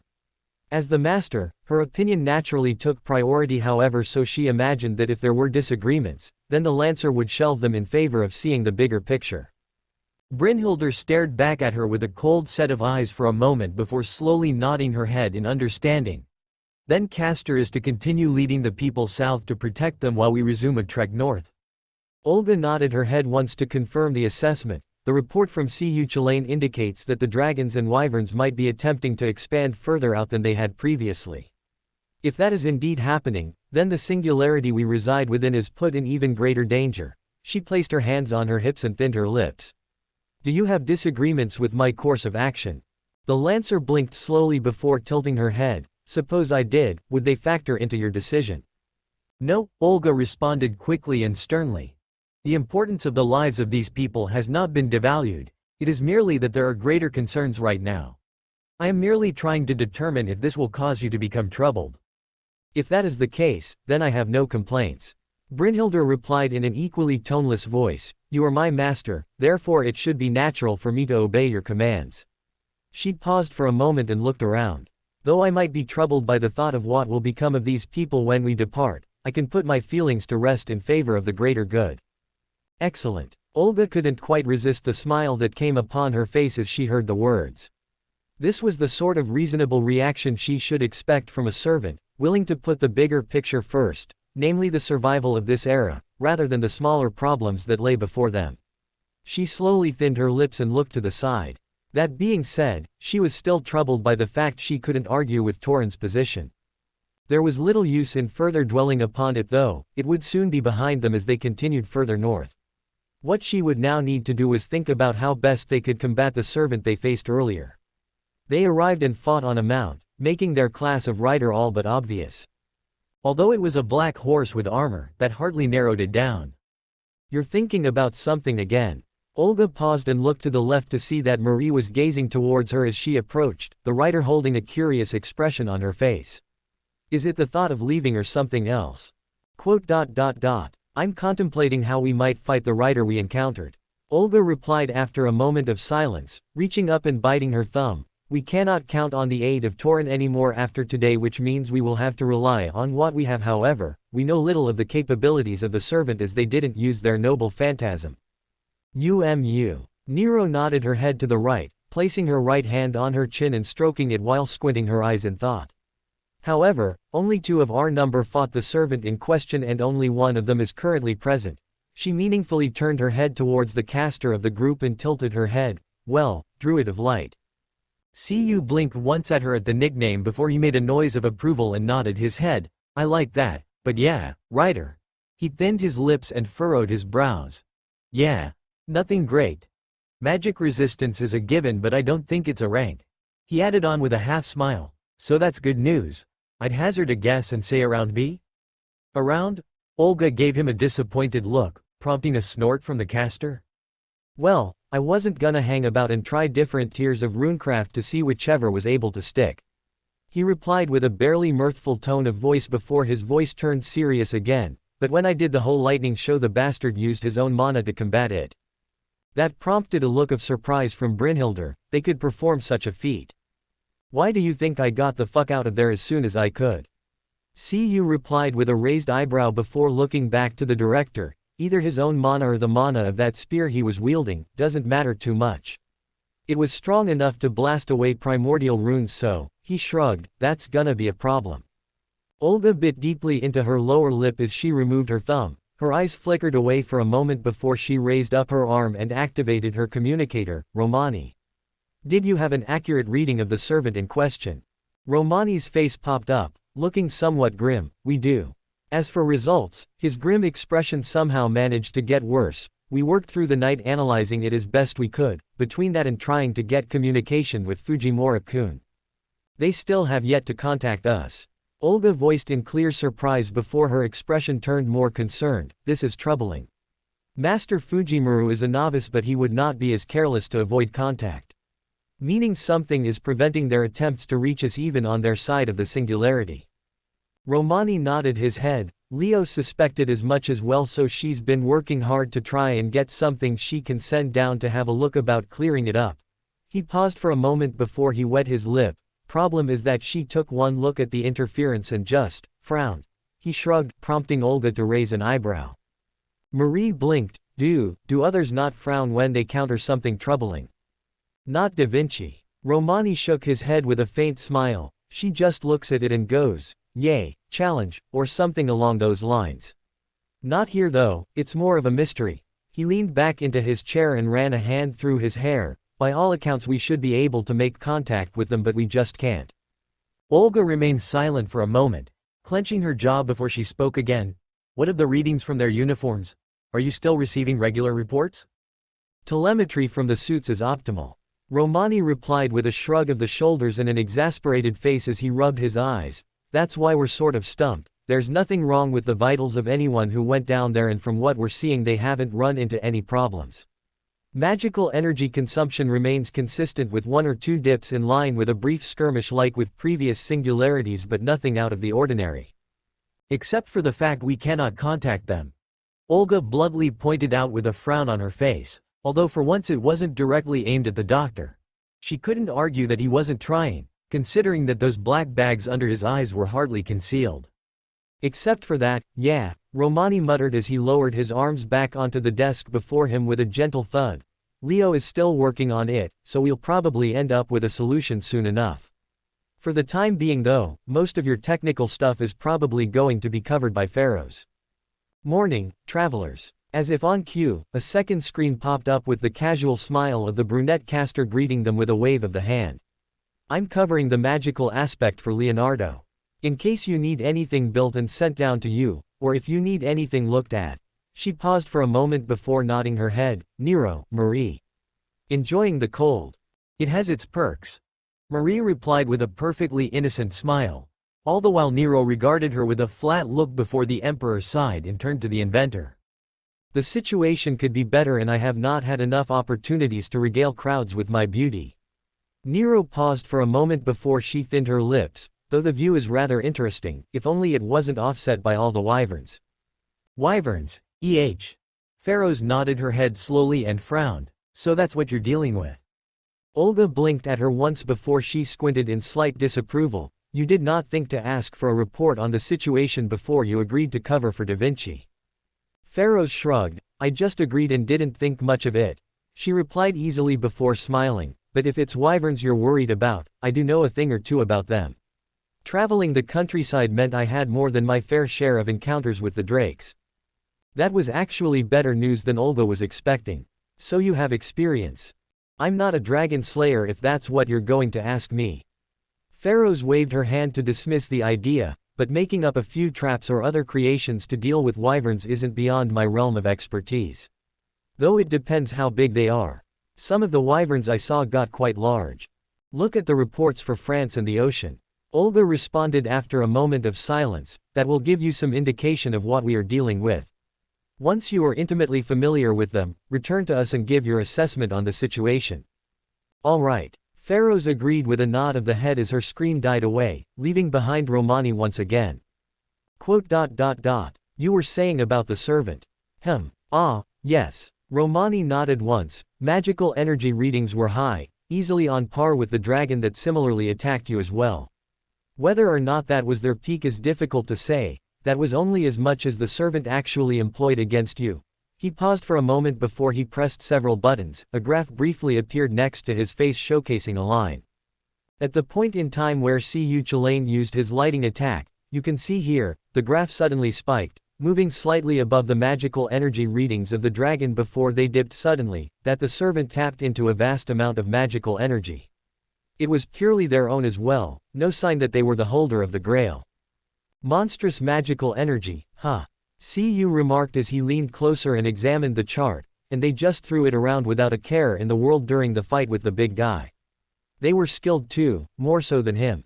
Brynhildr slowly rose up from her seated position on the ground. If I might make a suggestion. Romani looked at her and then to the director questioningly. Olga nodded once to give her assent. Brynhildr mirrored the gesture. Servants can only achieve such high quantities of magical energy if they were attributed such abilities in life.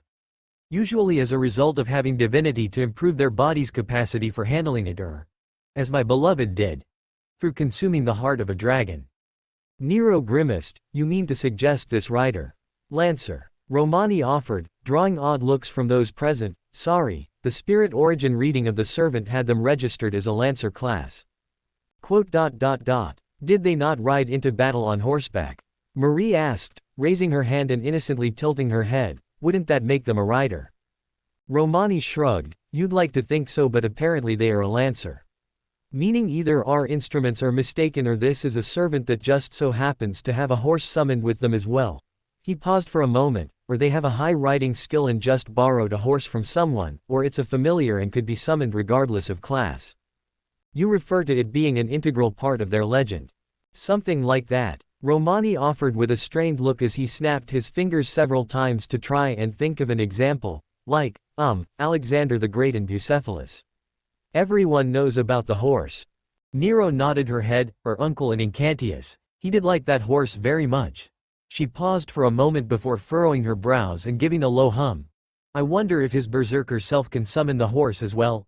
I never thought to ask him when he was in Rome for the festival. Talk of that aside, Olga cut back into the conversation in a curt tone of voice. The writer might actually be a Lancer, is what you were suggesting? Romani nodded his head. And they are a servant who might have consumed the heart of a dragon or another phantasmal in life in order to obtain this high capacity to channel magical energy. She paused for a moment before she tilted her head. Unless, did you get a reading on divinity? Not from the servant, no, Romani replied. But there was something about their spear that alerted us when it was activated, at least partially. Although it was very brief and was seemingly snuffed out by the servant themselves, so it would be impossible to tell you what without fighting them again, which, would it be a good idea without a plan? Yeah, well, rushing a servant who might have killed a dragon in life. Cu paused for a moment before he frowned. Actually, why would a dragon slayer work with dragons? He asked aloud as he looked around in confusion. Doesn't that strike anyone else as being contradictory? That brought about another silence. The combined group merely exchanged glances with one another to see if anyone had an answer. Olga went so far as to look to Brynhildr to see if there was anything she could offer, especially considering it was her husband who had eaten the dragon heart in the first place. Unfortunately, Brynhildr looked as though she didn't have much of an answer to give them.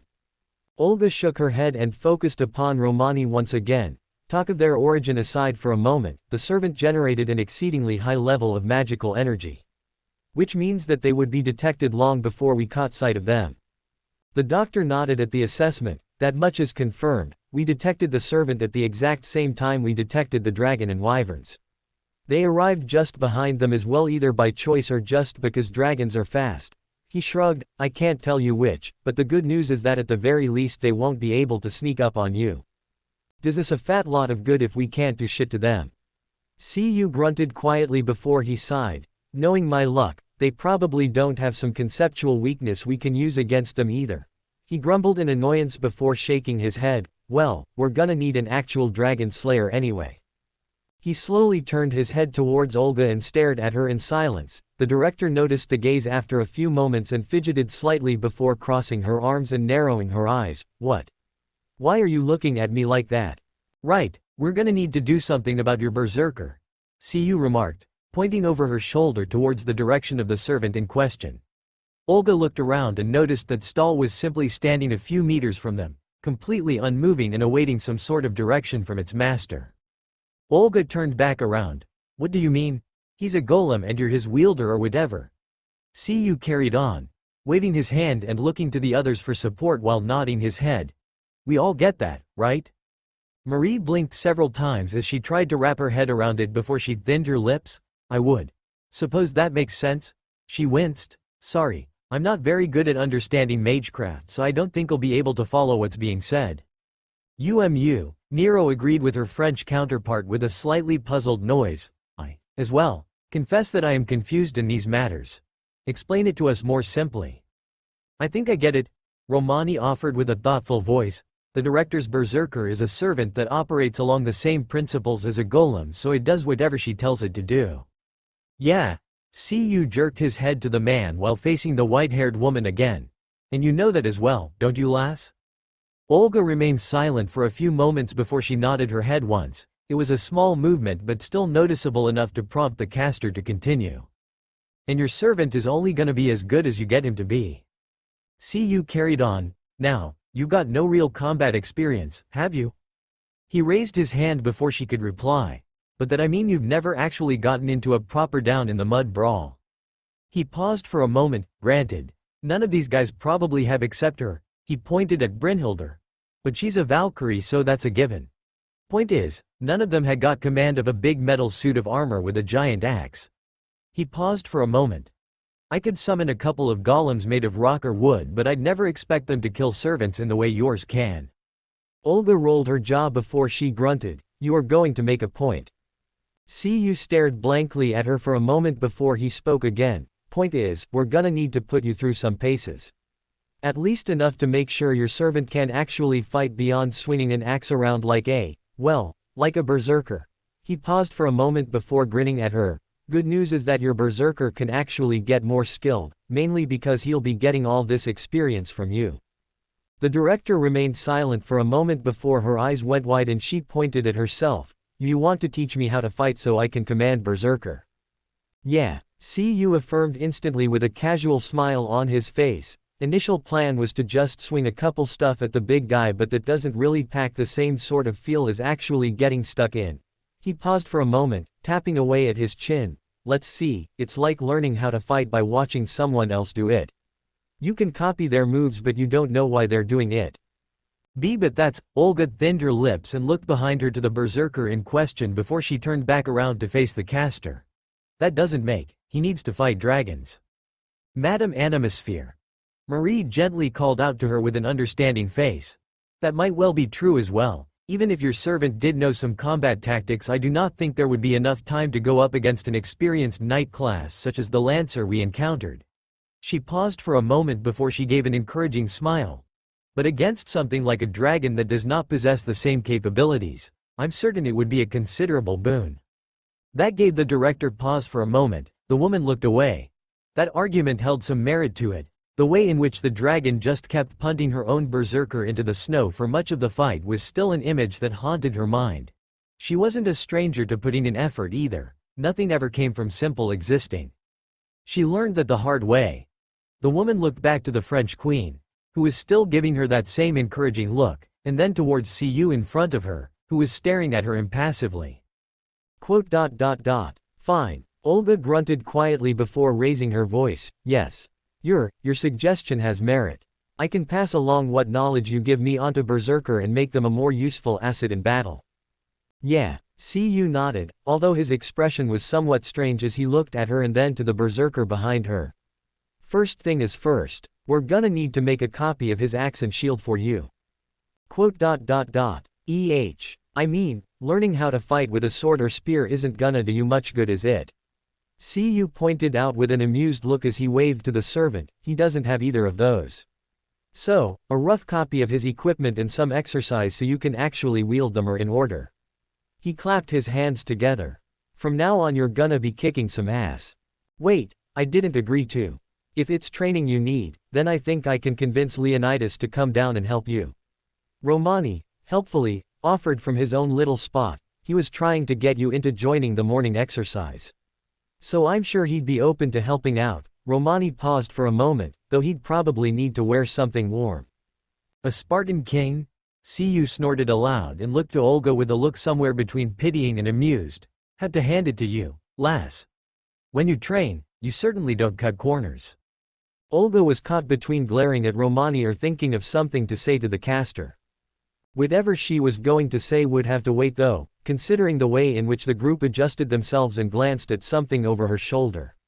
Not that it was exceedingly difficult to guess, divine spirits had a certain aura about them which made them sneaking up on you all but impossible, at least if they weren't trying to conceal themselves at the very least.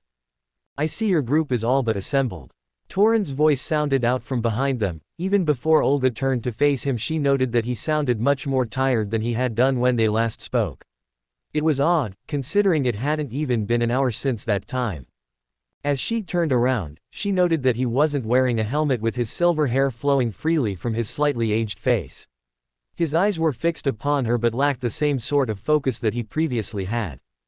The man frowned slightly as his eyes departed from her form and swept across the group as a whole. I assume that your knight friend is still eating with Joran and the others? He asked, directing the question towards Caster Cu. The blue-haired man merely offered a brief nod of the head as a response. Well, that is of little concern. Torin went on, shaking his head and turning back to Olga. I shall get my group ready to depart within the hour. Whether or not you do the same is up to you, but that is how long we are likely to remain here. He gestured to Cu. I'm sure that Satyr will be able to guide you well enough. He seems to have better knowledge of these lands than myself. Though that might be because I am not truly of these lands to begin with. Cu remained silently, pointedly ignoring the way in which Brynhildr was now staring at him with something akin to puzzled suspicion. It wasn't as though she was alone. The idea of Ireland's Child of Light somehow having knowledge of the Norse lands was rather odd. Then again, he had been here for a little over a week and it was before all others had arrived, so it was likely that he had used that time to scout out the region. That was the reasoning Olga used. It would make common sense for the druid to do at least that much if he wasn't actively moving from a certain location. Not to mention that the Holy Grail of this era might well have supplied him with sufficient information. He stared down at Olga for a few moments in silence. While I am aware you do not agree with my choice, I will offer my thanks that you have not forced the issue further. His lip twitched upwards for a brief moment. Though I suspect that it was very difficult for you to rein in that urge. Olga blankly stared back at him. Then her right brow twitched ever so slightly. It was most certainly getting a lot harder to rein in her annoyance with this man now. All that aside, your assistance thus far has been, he trailed off, clearly searching for the right words before he nodded once, it has been more welcome. I wish you good fortune in your battles to come. They would be more fortuitous if you were to join us. Nero commented, but swiftly continued on before Torin could offer any counter-argument, but you have evidently made your own position clear on that. She lamented with a shake of the head, but didn't make an effort to be too put off by the decision. Torin quietly hummed in response before he turned around once again and paused, staring several times at the pair that was approaching him before he exhaled. The others directed their attention to the approaching pair as well, Tarkus with his helmet in his hands. The man's face was slightly rounded, not overweight, but he had somewhat chubby cheeks. His eyes were light brown and his hair a dark black and receding slightly up his forehead. All in all, he looked remarkably average. Olga wasn't sure what she had been expecting, but given Tarkus' entire demeanor thus far, she couldn't say she was surprised about his physical appearance in the least. Although by Tarkus' side was the blond man with the stubble beard she had seen lingering around before, his name didn't quite spring to her mind, but she could have sworn it started with a B. Brynjar. Torin placed his hands on his hips, helpfully supplying Olga with the name, and dropping his voice into a slightly pensive one as his eyes flickered between Tarkus and the man in question. This is somewhat odd company I find you in. For the coming weeks, the company might not seem as strange. Brynjar responded to him in a determined tone of voice.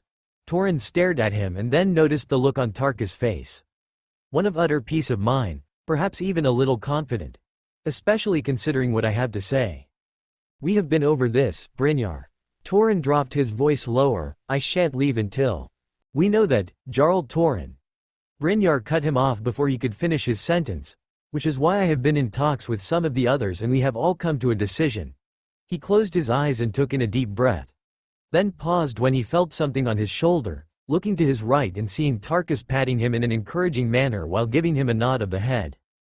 Brynjar nodded back and returned his attention to the Millwood chieftain, Jarl Torin. While Torni takes a small number of our warriors and continues to escort the children south, we shall come with you north to do battle with the serpents. Dead silence followed in the wake of the declaration, such that someone could have heard a pin drop. Right up until Tarkus' voice broke through the quiet. Did you hear that, Miss Animasphere? He exclaimed in a cheerful tone of voice, we're going to get help. Eyes drifted from Brynjar onto Tarkus himself, none more incensed than that of Torin. The caster was silent as a crypt, looking at Brynjar with an utterly blank expression before his eyes drifted to the black night and slowly formed themselves into a heated glare. You. He growled out, marching towards the night and clenching his hands into fists. You simple-minded. Tarkus blinked at him in confusion as he approached with something akin to murderous intent. Did I say something wrong? Say something wrong, Torin hissed at him, you. Brynjar stepped in front of Torin and frowned, looking up at him with clear intent. Jarl. We have come to this decision ourselves. If the Allfather sends emissaries to do battle, then for us to cower away in this battle would be craven. See craven? Torin parroted the word and looked thoroughly dumbfounded at the man. Are you? He turned to Olga and turned his glare on her. Was this your intent? You could not convince me, so instead sought to turn the people to your side with tales of glory to be won. What? Olga blinked at him, physically recoiling before she returned his glare with one of her own. How dare. She would not have had the opportunity to do that. Marie stepped up, leveling Torin with her own look of disapproval. Between the time she has been awake and the time that she has been speaking with Castor, there was little chance for her to give orders to anyone, and even if she did, to turn the people here against you would serve her nothing given how adamant she was that we help you in protecting them. Then explain this sudden absence of sanity, Torin exclaimed as he pointed at Brynjar. The man jolted before he pushed the finger aimed at him aside. I have not taken leave of my senses, Jarl. Brynjar defended himself, causing the man's attention to fall back onto him. Perhaps we are merely coming to them for the first time since this nightmare began. He slammed a hand into his chest. We sought to flee at the first sign of danger without the chance to fight back. Because you would be massacred. Torin whirled on him. A single dragon would burn you to nothing but ash. But not for the likes of the emissaries. Brynjar replied before he had a chance to finish, looking around him and to the servants. They slew one of the great beasts last night. The smaller ones can be killed by us as well. Hemming killed one himself last night, so he did. Torin was still staring at him in incomprehension, and this suddenly gives you reason to believe you can fight an entire flock of the sky serpents. We slay a runt of the litter and you kill some hatchlings, and suddenly we can charge across the country directly into their lair. He threw his arms wide, and you tell me you have not taken leave of your senses. Tarkus raised his hand. What's wrong with them fighting wyverns? I did when I joined the Berenike Knights. He paused for a moment. King Rendell killed a big wyvern all by himself too. Not one word from you. Torin hissed at the knight, pointing at him before he glared at Olga. You lose track of him for but an hour, and in that time he spreads madness amongst the camp. Olga bristled before she looked at Tarkus with a scowl. Come here. Now, she all but ordered. Tarkus made a face of confusion as he waddled over to her. Is something wrong? He asked as soon as he got close enough, looking around to the others. See, you squinted at him. You weren't telling them about all this dragon slaying you did, were you? Oh no, Tarkus shook his head. I was just eating and then they started talking about it. He paused for a moment before he continued on. Actually, it was the rude man who talked with his mouth full that brought it up first, and then everyone else thought it was a good idea. He nodded to Olga and smiled. Don't worry, I told him off for eating with his mouth closed, so he won't do it again. I don't care about that. Olga snapped at him, stamping her foot into the snow with a crunch. Did you encourage this leave of common sense? Tarkus blinked at her in a clear show of incomprehension. Marie winced slightly and stepped to Tarkus. What Madame Animasphere means is if you encourage the idea of them fighting dragons. They wanted to do that themselves. Tarkus replied with a shrug of his shoulders. I just said I would bring them to you so they could ask. And you didn't think to? Olga cut herself off and scrunched her eyes shut, reaching up and placing a hand over her eyes. No, don't answer that question. I already know the answer to it.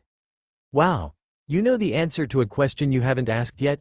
Tarkus whispered in clear awe. That's pretty amazing, Miss Animasphere. Olga dragged the hand down her face and glared at Tarkus the moment her eyes were unveiled again. The knight remained blank-faced for a few moments before his own expression started to fall. "Oh," he mumbled quietly, looking down to the ground and tapping the tips of his fingers against one another. "I did something silly again, didn't I?" "I would not say silly." Nero defended him, more along the lines of you not knowing any better. She pointed out. "Especially considering that, you said battling wyverns was common for you, yes?" "Oh yes." Tarkus nodded his head hastily. "Wyverns, snakes, giant spiders and undead. All sorts of other monsters as well. Also there was a demon that would attack us sometimes." Nero stepped towards Olga and leaned in to whisper. With a past like his where such battles were commonplace, it is understandable how he might not understand the severity of the situation. Olga closed her eyes and inhaled slowly before exhaling, calming herself down in light of the argument. Indeed, the idea of the common man going out to fight a wyvern wasn't seen as a daily activity if you wanted to survive. A difference in cultural norms that she had not accounted for. At the same time she would have imagined that Tarkus would have taken one look at the wounded and deaths they suffered from and would use an ounce of common sense to determine that humans simply couldn't compete. Then she realized the error in that line of reasoning almost as soon as the thought itself had manifested. She looked over Tarkus' shoulder to see Torin still engaged in a rather animated discussion with Brynjar. Though he was trying to keep his voice quiet so as not to alarm the others moving amongst the camp, his attempt was being met with limited success. Not least of all because they had heard his earlier outburst. "It is our land and we should fight for it," Brynjar argued back, pointing at the ground. "If we run from this we would not only invite the Allfather's wrath but also be willingly flinging ourselves through the gates of Helheim for this." Torin stared at him in shock. "And this is the solution you came to? Abandoning reason for madness and joining this group?" He pointed at the Chaldeans, as they charge up the country into the waiting jaws of death. "If it is the Allfather's will, then yes." Brynjar nodded his head with absolute certainty. "They are emissaries of the Allfather." The presence of Brynhildr now made that technically true, so it wasn't like they could actually argue against that point in the least, and the way in which Olga noticed Cu Chalane's eyes dart to the Lancer in question for a brief moment, he had figured it out as well. "And they came to us first." "You came to us first." "The satyr came to us first." "That wasn't an act of divine providence or anything." Cu raised his hand, calling out to the man with an abashed grimace, "You were just the first town I stumbled across." "Either way, this is our moment," Brynjar exclaimed as he clenched his hands into fists before his eyes. "The chance we have to finally do more than suffer at the mercy of these beasts and their kin. The opportunity to drive them from our shores once and for all, and if we were to run from this, then what respect could we have as warriors? Your gods don't want you to throw yourselves to your deaths." Torin shouted out, silencing the chattering going on around them and bringing silence throughout the camp. "Because that is what will happen if you follow them. You will die. You might kill 1 or 2 wyverns, but what are those numbers to a race that can spawn them in the dozens within the span of a week?" Torin looked around at the growing audience. "Well, you'll achieve nothing but an agonizing death, and then there will be none left to carry on after you're gone." He whirled to the other side. "If you run, it might dampen your pride, but at the very least you would have a culture left to speak of. Your children would grow up and know of your ways." He looked back down at Brynjar. "That is what I am trying to protect. Not just your lives but your way of life." He stepped forwards, raising his hand and pressing it on the blonde's shoulder. "That is why I shall ask, no, beg, you to stop this madness, Brynjar." Torin tightened his grip, his voice dropping into a low and desperate whisper. "Do not do this, do not pursue this foolishness of yours." "Perhaps it is foolishness," Brynjar agreed with a slow nod of the head, "but Jarl Torin, any culture of ours that survived, any of our ways that lived as a result of running from a battle and fleeing our home, they would not be worth following." He thumped a hand into his chest. "The only way you shall stop us from following you to the lair of Fafnir is if you were to kill us yourselves." Torin remained silent, then shakily removed his hand from Brynjar's shoulder and took a single step backwards. "So that is how it is," was all he offered as a response, raising his helmet up and sliding it back over his head, tightening up the buckle around his chin as taut as it could before he turned around and walked past Olga. "You got your wish," he whispered to her in a low tone of voice. "Where they go, I go." Olga, meanwhile, looked thoroughly dumbstruck and not at all approving of the recent turn of events. Not least of all because these people were actively throwing away their lives on this quest of foolishness. None of them were servants, they might be able to kill 1 or 2 wyverns, but against a dragon. Torin was right, they would just be running off to their deaths in that case. What was worse was the fact they all were seemingly aware of this and completely willing to go along with it. It seems as though we shall be traveling with each other for many more leagues to come. Brynjar approached the group with a grin, sending a worried look in the direction of Torin. Though I had not expected the Jarl to be so against the idea to begin with. Well, he was trying to keep you safe. Cu remarked as he cleaned out the dirt from beneath his nails, frowning as he flicked a part of it away and turning back to the man. Then again, you guys are Vikings, so I'm surprised it took you this long to actually turn around and say, wait a minute, can't we just kill these bastards? And all that. Brynjar nodded his head for a few moments before he blinked twice and tilted his head at the caster, the king. Never mind, you'll get there eventually. Cu quietly remarked before he nodded his head several times. Then again. Depends on how the rest of our time here goes. He raised a thumb and grinned sharply. I'm hoping for the best, but honestly, this sounds like it'll be fun either way. No, Olga stammered through a shout before she pointed at Brynjar. Can you just leave for a moment while I consult with the other emissaries? She poked through gritted teeth. Brynjar raised an eyebrow at her manner of speech before he shrugged his shoulders and turned away from her. I should have Torni make the others ready for their departure while I ready the warriors who are staying behind. He agreed easily enough as he started to walk away. Until we speak again, Volva. Olga didn't comment much upon the term, too busy glaring at Cu Chalain. This is your fault, she accused, pointing a finger at him. Huh. Cu blinked once at her. How? You convinced them we were emissaries of Odin. She dropped her voice into a low whisper, hissing at him in indignation. Now they're convinced we're going to lead them into glorious battle. I don't want them anywhere near a battle. The only thing they'll end up with is a painful death, and that defeats the purpose of being in this era to begin with. Cu shrugged. Yeah, good luck telling these people not to defend their homeland, he remarked before raising an eyebrow. Besides, what am I supposed to say? You know all that stuff about being sent by the Allfather. It was actually a lie. I'm really a ghost from the past brought back to battle dragons. Because that will fly over well. Olga clenched her jaw. You both know there are easier ways of describing us being here without lying. She waved her arms, and now we are in this situation. What are we supposed to do to avoid bringing them with us? Who says we can't bring them with us? Cu raised an eyebrow and tilted his head. These guys can kill wyverns, might be a little harder than us, but they're not helpless. They're warriors, and telling them not to go into battle is a lost cause. He grunted, giving a knowing smile. Trust me on that front. Fine, Olga growled. Then tell them the Allfather says not to go. That time, Cu gave her a look of incredulity. You want me to tell the religion of warriors that their chief god, who tells them dying in battle will allow them entry to Valhalla, wants them to avoid a battle for their very homeland? He slowly turned around and pointed to Brynhildr stood not far from them, made all the less convincing by the actual Valkyrie whose job it is to judge whether or not you end up as an Einherjar. Brynhildr frowned lightly before she closed her eyes and nodded her head slowly. Troubling though it might be, the Child of Light speaks truthfully. She opened her eyes once again. I judged many of these types of warriors in life and know their ilk. They will not be dissuaded. She paused for a moment before she continued on. In truth, nor would I feel comfortable in telling warriors to flee from a battle as important as this one. I'm not talking about cultural sensitivity. Olga growled. I'm talking about trying to protect this era. She waved a hand at the people around them, which includes them.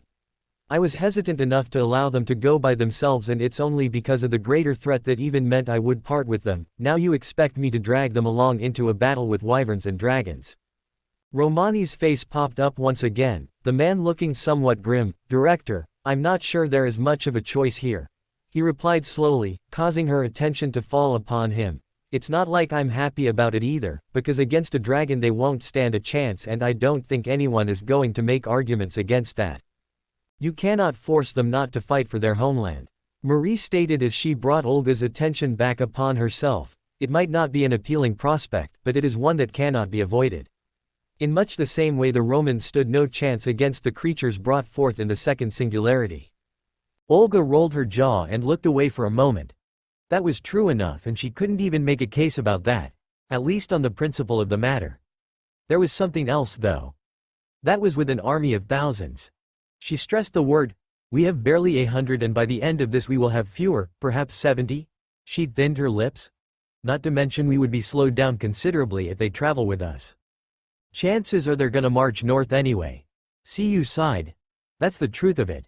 They either go with us into the frozen wastes and stand a decent chance if they run afoul of some flying reptile, or they go it alone and get turned into ash. He gave the director a stern look. Your choice. Olga gave him an ugly look. That's not a choice. Sure it is. He crossed his arms, leaning on his side. You could turn around and say, fuck these guys. They can handle themselves if they want to do something like this and then just walk off and leave them to die. The woman's face told him exactly what she thought about that sort of plan. The look brought about a smirk from the caster. So it looks like we're gonna be having a lot of company then. Besides, good chance we might run into some more locals, isn't it? And then what? Drag them along behind us. It'll make them feel a damn sight better.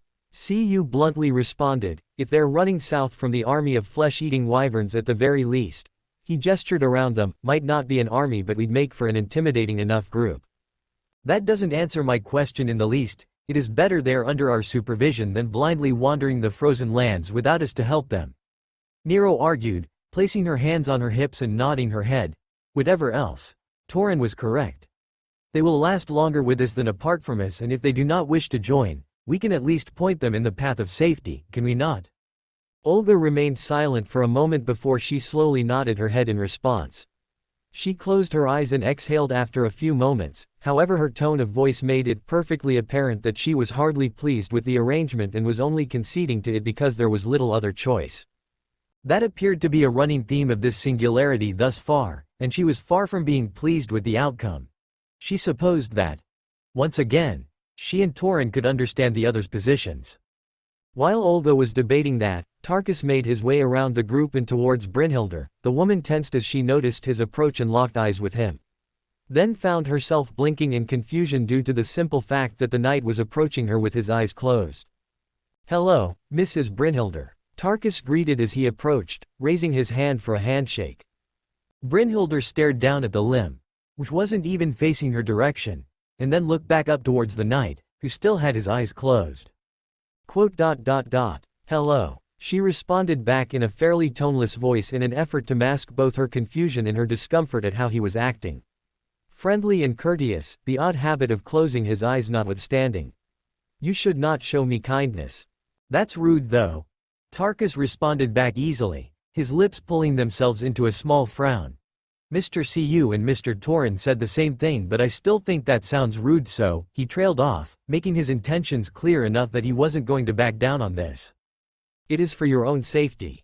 Brynhildr replied once again, taking a single step back, do not show me kindness. Okay. Tarkus slowly lowered the hand when it became clear that the woman wasn't going to shake it. But I'll still be nice to you, Mrs. Brynhildr. He nodded once, raising his helmet up and slotting it back atop his head to cover his face. Brynhildr remained silent for a moment, watching as he turned away before she spoke up once again, if I might ask a single question? Tarkus stopped walking, turning around and looking over his shoulder at her, which she noted was, once again, not a look aimed at her face. Of course, Mrs. Brynhildr. Why do you close your eyes when you speak with me? Tarkus remained tellingly silent for a moment.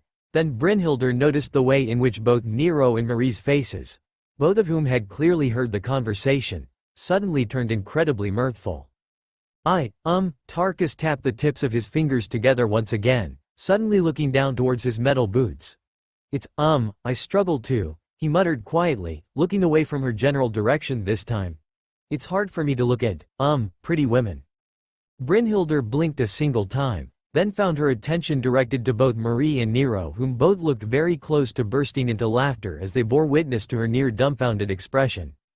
She was certainly going to have to be careful around him. One wrong comment and she might very well end up killing him before she realized it. Sigurd crossed his arms over his chest as he watched the caravan prepare themselves, then turned his attention to Alsana as she rode past him atop one of her two giant cat mounts. Sigurd would admit he had never have expected to see a saber-toothed tiger, especially one quite that size. He could tell there was something more to the beast as well. His divine blood was positively screaming at him that there was something amiss about its existence. In much the same way that there was something about Alsana that put him on edge from time to time. He wasn't going to make it an issue though, there was no reason to bring about problems where none existed. Besides, his glasses had already identified much of the problem already. Some manner of divinity that was bound to her soul that was hostile to other forms of divinity that did not originate from the same source. It was certainly unusual, but it was kept in check by the woman, so there was no cause for alarm. Though Leto kept his distance from her at all times, and he had noted that even Gordon was in a similar state of unease around her. "We are prepared to depart," Alsana informed him from atop her mount, looking down at him with a neutral expression. She reached up, clasping her hands together and shifting her focus into the elements around them. Sigurd nodded his head to her and turned to address the group. "We shall soon be blanketed in a layer of ice. Do not let the cold hands of fear clasp your heart, this blizzard shall keep us safe from prying eyes." He got murmurs in response, but everyone looked as though they understood his words well enough to get his message. It was effectively, don't freak out about the sudden formation of a blizzard right around you. This plan of yours is daring. Gordon commented as he approached from the left of him, greatsword mounted on his back and arms crossed over his chest. Though Knights of Foros are used to daring tactics, so I shall not claim it is out of the ordinary. Sigurd's lip twitched upwards. Your countrymen sound like quite the interesting group. The more you speak of them, the more I find myself eager to meet with them. Gordon snorted. True enough. The likes of General Lothian or Ermengild, Sword of the Dawn, would be better served here. And yet, we have Gordon the Wandering Knight. Sigurd commented, reaching out and placing a hand on the knight's shoulder, and that speaks volumes to me. That you were selected for this beyond the likes of any other means that you are the one who is perfect for this task. It is merely a case of finding your role. If you say so, Gordon replied dubiously before he shook his head, though this is a poor time for me to be caught up in my own self-doubts. Leto is already up ahead with Eric. The two of them have agreed to scout up ahead, leaving the Lady Alsana in the epicenter and the two of us as the rear guard. Sigurd finished with a nod of the head. It was as discussed. As Leto was actually another dragon slayer, or at least a participant of the Dragon Wars, it made sense to place him together with someone who wasn't a dragon slayer, in much the same way Sigurd now accompanied him. Gordon felt it had more to do with the fact that Sigurd wanted to speak with him further and Leto got along well enough with Eric. Alsana threw her arms wide on either side of her, a cloud of ice rushed out from her person and swept over the group. Despite the display, the ice itself was barely any colder than the snow beneath their feet, and once it had passed, the group found themselves within a shape that was almost similar to a dome. I shall maintain this for as long as I can, Alsana informed them from atop her mount. I suggest we make haste. Quite so. Sigurd nodded his head, then turned to Gordon. If you are ready, brother-in-law. Gordon grunted in response as he raised his left hand. These spells confuse me greatly, especially as I was never a mage in life. You seem to be proficient enough with them for a first-time user. Sigurd complimented as the pair went about carving a series of runes into the air before they swept their hands out. The symbols shot across to the outer layers of their dome and swirled around the blizzard. That should keep us safe from a cursory glance at least. Gordon hummed once in response, lowering his hand and turning to Sigurd. Let's go, Sigurd called out, spurring the group into a march. For more thrilling fanfiction stories like this, check out my channel Fanfic Audiobook. Dive into epic adventures, mysterious realms, and legendary journeys brought to life through immersive storytelling. Don't forget to like, share, and subscribe for more amazing audiobooks.